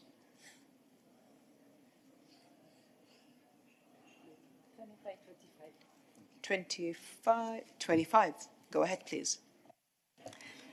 Thank you very much, Madam Chairperson, and apologies to come back in, but we at the Partnership for Maternal, Newborn and Child Health have 20 years experience of partnership with members of parliament and specifically with the Interparliamentary Union, and the IPU Secretary General, Marty Chukungu, is on the board of our alliance. Now, ingredient for success, it's important that you enable the people that are partnering with you to be at the table and to have an opportunity to hear your discussion and to give contribution, because then there can be a meaningful and fruitful dialogue. It's also important that you listen and are ready to be provoked a little bit, as Ms. Hanna has alluded to. Sometimes the activists in our community, they are a bit impatient, especially the young people, because they do not see Parliament taking the actions that they would like to. So enabling that space and even tolerating a little bit some of the rough edges, I think is critical and is very, very important. And then finally, I think the aspects of building together resolution and commitments that we can collectively track. I think our experience, for example, with the Interparliamentary Union in creating a resolution to address maternal, newborn and child health more than 10 years ago has gotten a lot of traction and also has been interact within the instruments of the IPU. So creating common movements and common decisions and common resolution that we can collectively track. I think this is key for success. Thank you so much for the opportunity to speak again. Promise I will not come again. Thank you. Not at all. You have the floor, and thank you very much for sticking to the 2 minutes. You're so kind. Now we'll move on to number 44, member of Executive Committee of the IPU from Azerbaijan.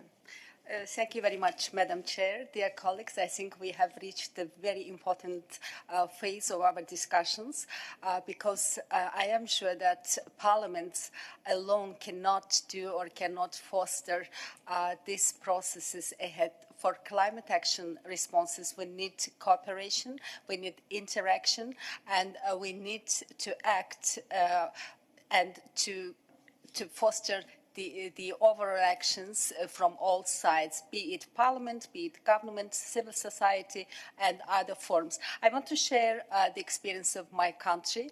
Azerbaijan has led the non-aligned movement from 2019, and the first step which we did, so our government actually came out with institutionalization of the movement, and we created the Youth Forum and Parliamentary Network. And now we are in the process of creating the Women Forum as well.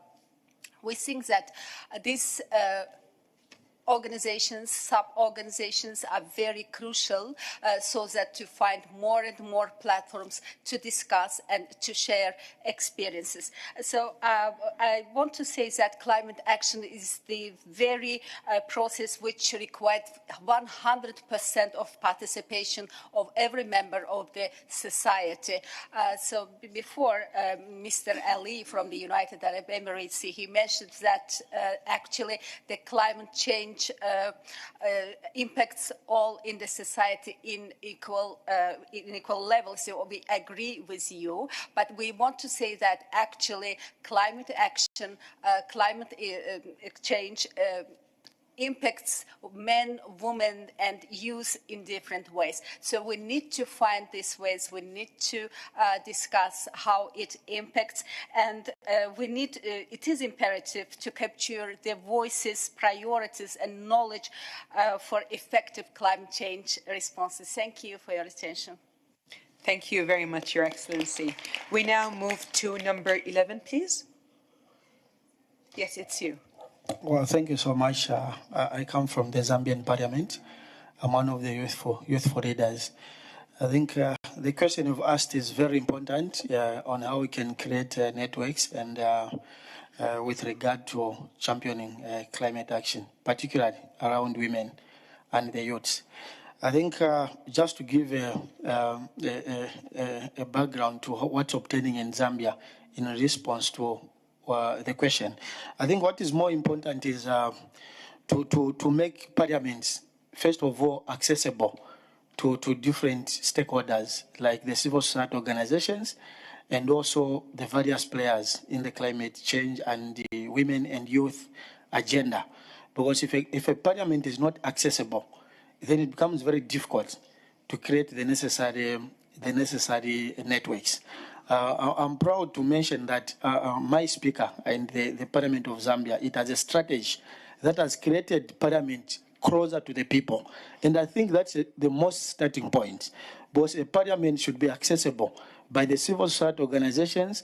The Parliament should be accessible by individuals that have got ideas that would propel the agenda of promoting climate action, especially women and youth. Parliaments should be innovative and identify things like local awards for the youths, the women who are championing climate action. And this would be the starting point to bring a parliament closer so that parliament becomes accessible. There's a feeling that a lot of common people that might have brilliant ideas, they can't access parliamentarians and they can't access parliament. So I think that was just a typical example I'm giving. But as I conclude, the next one is the need to partner with civil society organizations like it's being mentioned. Civil society organizations, different networks, they sit with a lot of scientific information which can be used in our debates, also to inform our decisions, and also to make parliamentarians, both women and youths, to be more scientific in the issues that we bring around climate action. Thank you. Thank you very much. We move now to my fellow member of the Bureau of Young Parliamentarians, Her Excellency Roro Este from Indonesia, number 15.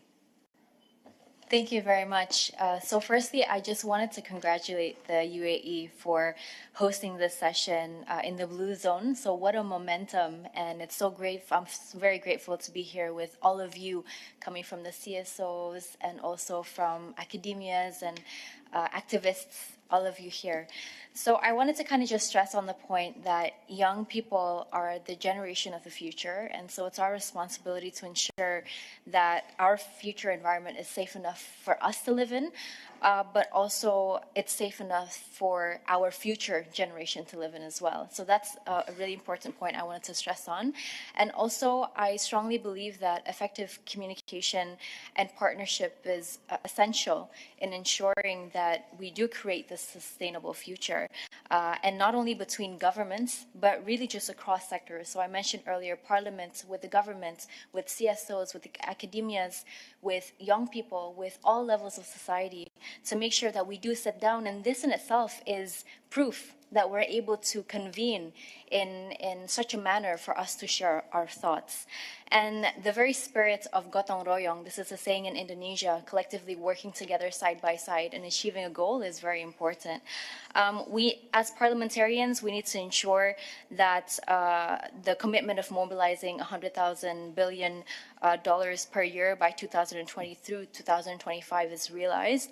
And we need to decrease greenhouse gas emissions from all sectors, whether it be from the energy industry and also forestry sectors alike. And every country has their own respective roles to play in ensuring that we do decrease these numbers. And something that I learned, unfortunately, is that, I'm sorry, I'm kind of running out of time, but I learned that climate change seems to be a problem that is only realized by the middle and upper income class. And I love the fact that some of us mentioned the fact that, you know, everybody needs to be educated with regards to this and how we can then ensure and work together in creating the future that we all need. So this kind of partnership is essential, and today sets that kind of example. So I do hope that we continue this in the future. Thank you. We sure will, Your Excellency. And now we move on to number 41. You have the floor. Okay, thank you so much, Chair. And my name is Jacqueline Amongin from Uganda. And I also chair the Africa Parliamentarians Network on Climate Action. And we have talked about raising partnerships. I think when we talk about partnerships, people only look at funders and donors to support parliamentary engagements. But at our level as members of parliament, we have tried to network and partner amongst ourselves at country level, but also at the continental level, and through sharing experiences. And that's why we're able, for example, in Uganda, we had a partnership with the Parliament of Kenya, and we learned experiences from them, and we came up with a bill, which was eventually assented to as an act of parliament on climate change. And the same has happened to Nigeria. So I think that partnerships can also be developed amongst ourselves as members of parliament, sharing information so that we are able to transform and move this climate discourse to another level in terms of building up legislations, but most importantly, engendering the legislation so that whichever laws that we pass, we put in consideration the young people, in consideration the women, because they are the most affected when it comes to almost everything, including bringing food to the table. It's a woman who must go maybe cutting firewood so that she can bring food to the table. So you find that climate change affects women even more than the other genders, because if it means bringing water, a woman in Uganda, for example, Kenya, walks a long distance in order to bring water to her family to use. So climate change is partnerships is very important within ourselves, but also dealing with other stakeholders to strengthen our legislative agenda. I thank you, Chair. Thank you very much. And now we move on to our fellow MP from Bahrain, dear Hala. The floor is yours. Number 43, please. Thank you, Ms. Sarah, and I would also take this opportunity to thank UAE for the generous hospitality and for hosting such an important event in the blue zone of COP28. The thing is that it's generally known that women in decision-making positions do really make a difference. And I think climate change is not any different from these important decision-making positions. And if we look to some names where we have a female and a young parliamentarian or politician, for example, in Finland, Ms. Sanna Marin, she's 34 years old, and she has taken her country to very strict climate change policies, bringing down the carbon emission to, I think, by 2035, if I'm not mistaken. And also we have an example of New Zealand, where Jacinda Ardern in 2020 also she's taken the seat of a prime minister, and she also has very strong climate change policies, and they are strict and they are working on it. So having a female and a young female both together is a double advantage, I think, for us really in parliaments. The thing is that, as we all know, and as it's mentioned already here, that although climate change does affect 100% of the population, but there are still voices that need to be heard and really need to be in partnership with parliamentarians and politicians. Of course, research houses, NGOs, civil societies, everyone really should be heard. It's not only the role of politicians, parliamentarians, but it's the role of everyone in the society to come together to work on this if we really want to see the real change in the climate effects that we are all experiencing. Thank you.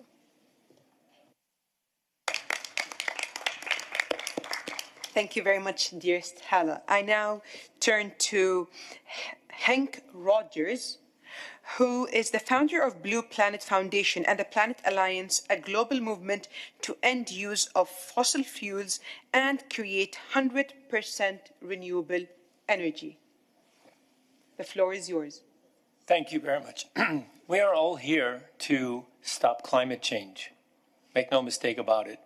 The one way that we can stop climate change is by stopping the production of CO2 in the world. The way we do this is by switching to renewables. I live in Hawaii and started an organization in Hawaii to end the use of carbon-based fuel in Hawaii. We were the first state to have a mandate of 100% renewable energy by 2045. We changed the business model of the utility so they make more money by switching to renewables.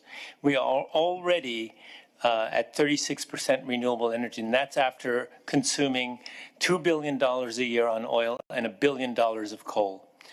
12 other states have copied our legislation, and that's moving just fine. But U.S., even if we're 100% successful, that only represents 4.3% of the people in the world. So my next foray is to go and fix the rest of the world, formed a new organization, the Blue Planet Alliance. Our board will always be a majority of women because men got us into this, and I have no confidence that men will get us out. And so we're starting this work with island countries because the theory of change, if we get island countries to change, they're the ones who suffer the most from climate change, and they suffer the most from the highest price of energy. And so we have a program, the fellowship program. We bring people to Hawaii, and in Hawaii we show them how we did the transition, and we teach them how to work together. We bring one from the government, one from the utility, and one from the private sector, and we show them how we did it and send them back, and we help them do it in their home country. We will do this every 6 months until we have 100% renewable energy mandate in every country in the world, and we will solve climate change. People ask me if I have hope. I say, no, I do not have hope. I have determination, because we are going to fix climate change, and our generations in the future will remember us for doing this. We now move to our fellow MP also on the Young Parliamentarians Bureau, His Excellency Lord Fakafenwa. Number 16, please. Is it on? Sorry. Thank you. I just want to acknowledge my fellow board members and also Sophie from Youth Negotiators and Hank Rogers, who I just ran here because we were both on another panel. But it's an honor to be a part of this forum here, and I want to congratulate the United Arab Emirates for actually convening us here, not on the sidelines outside some hotel or some convention center, but inside the Blue Zone, which has never happened before. So I just want to congratulate you on that. If we want to talk about partnerships, this is what partnerships look like. It means mainstreaming the voice of the youth and ensuring that their voice is being heard in the table. Like I heard someone said, and I like saying this, if you're not on the table, you're on the menu. And unfortunately, we will be on the menu if we're not here. And that's why it's important to have this partnership. And I just want to thank the UAE for doing that and for their leadership in convening us here at COP28. I just want to talk about partnerships and the strength of partnerships, because that's the whole point of my 2 minutes. Blue Planet Alliance, they have a pledge for countries to achieve 100% renewable energy by 2045. Tonga was privileged enough to be the first country to sign up to this Blue Planet Alliance in COP27 at Sharm el-Sheikh. I implore other countries to join, because as Hank elaborated, the whole idea of this is to decarbonize our energy systems. That's the only way we're going to achieve this. That's the only way we're going to protect the future of our people and the future of us. Because if we don't do anything, we're going to have an unlivable climate. That's untenable. So we have to achieve the targets. The science is clear. The way to do it is to ensure that we have political will. And the way that I see political will, it is from the people, and we are the people, we are the youth, we are the majority of the planet. Make our voices heard, make it count at elections, ensure that your elected officials are accountable to you, and make good policies that are good for your health and for your environment. Thank you very much, Lord. Beautifully said. Thank you very much, Lord. We now move to our fellow MP and youth from the Federal National Council, His Excellency Marwan Al-Meheri, number 22, please. Thank you, Sarah. And I'm very glad to catch up to you guys in this session after closing the parliamentary conference on the other side. I will carry on from where Lord have just ended. It's our time. We need to come up together and work together as youth. We have 10 more years of being youth, considered as part of youth.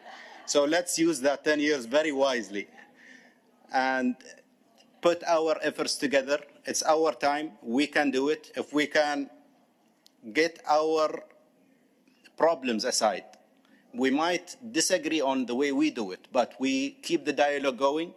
We find ways, we compromise, and we find ways, and we move forward. I don't want to take more time, but I think that if we have will, regardless whether parliamentary or political will, we can do it, and we will do it, hopefully. Thank you. Thank you very much, Your Excellency Marwan. We now move to number 42, please. Thank you so much. First, I want to say that it brings me so much happiness to be surrounded with such great trailblazers. You all are leaders, and you really inspire me a lot. As a matter of introduction, my name is Dana Darwish. I am one of the chapter leaders at Women in Renewable Energy. So that is an NGO, and it's a Canadian-based NGO. And we have chapters all over the world, and one of the chapters is in the UAE, and I'm one of the chapter leaders there, and we operate globally. So I want to keep this like sweet and short, because I reiterate and I reiterate again and emphasize that all your opinions are great and they're valid. But I feel like, and this is just me, and I want to highlight, because a couple of people said this as well, that as a matter of fact, time is running out, and it's time to not just kind of say what we want to happen, but to implement, right? This is the time to implement. We don't have enough time. So bringing youth to the roundtable is amazing, but it's also time for us to actually hear them, actively listen to them, take their, suggestions, put it on the ground, because collective decision-making is important. And because diverse representation as well brings in innovation and brings in great ideas. And that's it from my side. Thank you so much again. Thank you very much. Last but not least, our last contribution, number 24, please. Hi again. So I would like to stress, because if you see that the title is how we can make the difference in climate governance. And actually the difference starts when we start hearing each other, when we start first replying to the needs of some of the entities in our societies. So I would like to stress on the importance of first getting rid of the stereotypes that we from our inside believe in, and then we transmit to the community, starting within ourselves, reaching policies, and most important, as my fellow young ladies already mentioned, implementation. When it comes to science, working with MPs and parliaments and to marginalized and minor communities, to work hand in hand again and start hearing some of them who are affected the most. And partnership actually is when we start introducing policies for inclusion that preserves their place on the table, and thus helps answer the question of how can women and young MPs make the difference in climate governance. Thank you so much for giving me the space. Thank you all for this excellent contribution, discussion. It gave me great pleasure and honor to moderate this special event. I wish to thank you all, the speakers, and that shared their perspective at this event, and all of you for having joined us. Can I have a round of applause for each one of you? I'm now pleased to pass the floor over to His Excellency Martin Chongong, the Secretary General of the IPU, for his concluding remarks. Your Excellency. Thank you. Thank you very much, Sarah. What number am I here? Okay. 49? Yes, number 49. Thank you. Oh, yes. Okay. Thank you, Sarah. Thank you for stepping in to moderate this very historic session at COP28. I recognize the presence of many outstanding members of parliament here, including from the IPU's governance structures. I see Dr. Ali Al-Noemi here. I see Nelly Muti, Speaker of Zambia, member of the Executive Committee, newly minted member of the IPU's Executive Committee, Dan Carden, President of Young Parliamentarians, and I did see Cynthia Castro-Lopez, the ubiquitous Cynthia, all of us here. But as I speak here, I'm reminded of my experience a couple of weeks ago when I was in Reykjavik, invited to the Global Reykjavik Forum. I was, I think, one of about 6 male participants in a sea of some 500 amazing women leaders from across the world. I cannot admit that I was intimidated.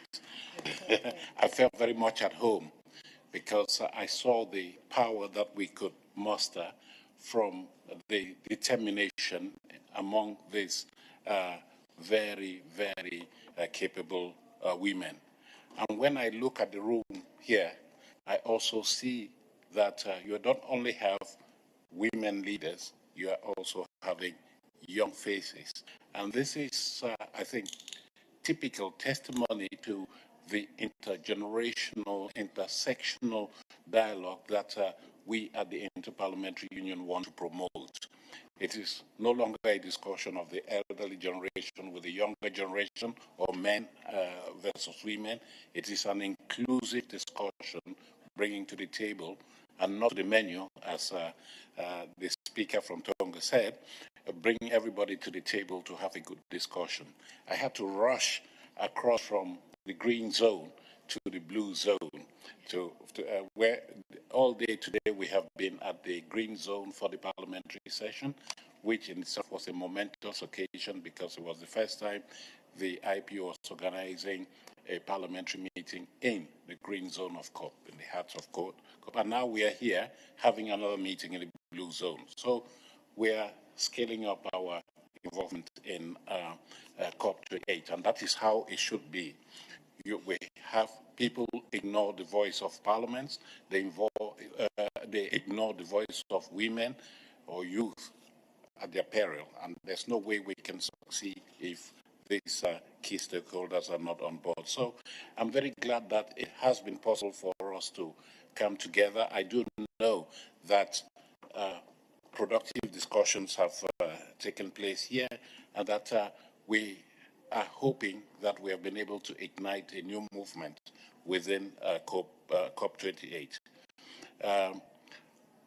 I will never be thankful enough to our hosts, our gracious hosts, the Federal National Council of the United Arab Emirates. You have done a sterling piece of work bringing us together in the heart of COP. And as I have just said at the closing session of the parliamentary meeting, this is not the end, it is just the beginning. And we are here to stay. Parliaments are here to stay. And parliaments, I mean, the older generation, but increasingly the younger generation and women for that matter. So thank you all for coming here. And when I speak at events where women are present, I feel a bit of discomfort because I have the impression that people want me to justify why women should be at the table. And they don't ask me why men should be at the table during discussions. So for me, it is just a matter of common sense that we all come together. And thank you, Hank, for being an ally. Hank, you don't trust men to get the job done. No, you trust men to get the job done together with women and young people, I think.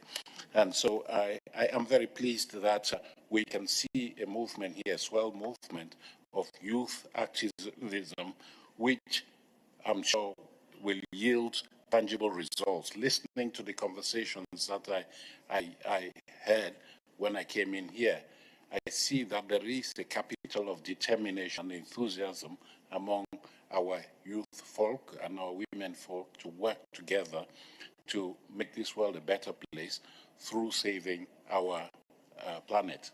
Planet A, because it can only be planet A, right? There's no planet B. So I think that we should continue to work to make sure that in every occasion we have women, men, young people, and not too young people coming together to forge an alliance in support of our planet. And there is data there that proves that when we are inclusive, we are diverse in our approach, when we forge partnerships, as I heard many of you say here, then the outcome can only be better, can only be more effective. And that is what we want to see here. The voices of young people, they're young and energetic, and the voices naturally resonate well, and they cannot be ignored in any way. So we would like for us then to capture this potential that we have here within COP28, but for future COPs, I think. This should be an event that will happen from now on at each COP, where we muster parliamentary contributions, but also contributions of the particular constituencies within the IPU. And I think that this is something that cements the role of parliaments. We have heard a lot about the critical role of parliaments. We have heard that they are catalytic in a number of ways, but somehow this is anecdotal. This time we're sitting here and we're discussing the ideas and approaches, proposals coming out to prove that parliaments, when they have the political will, can move the needle. And we want this to happen in the context of the global effort to push back on climate change. And I am glad that we are doing this and not just preaching among the converted, sitting here and you're patting ourselves on the back and saying how great we are, what we can do. But we are doing this in partnership with governmental representatives.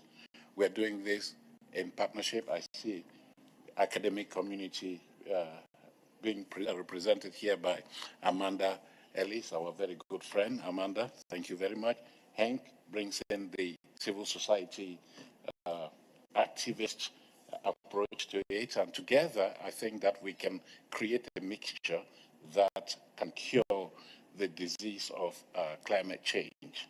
And that is what I think I take away from such discussions here in the historic precincts of the Blue Zone. So let me conclude this and say that there is a spirit that has been created. Now, that spirit existed, but it was somewhere in a remote location. Now it is in the heart of COP, and we have to maintain that spirit. We have to keep it alive, take it with us. Let's not lock up our spirit in a drawer or closet. Let's go, roll out that spirit in our different parliaments, in the different constituencies where we are called upon to contribute our quota to the global campaign against climate change. So we look forward to working with you. As we always say, the IPO is open. We'll continue to provide the platform for exchanges between parliamentarians and other stakeholders so that together we can make this world a better place. And it is in this way that you can recruit more allies to our global campaign. So thank you very much for being here. It's very late in the day. Sarah,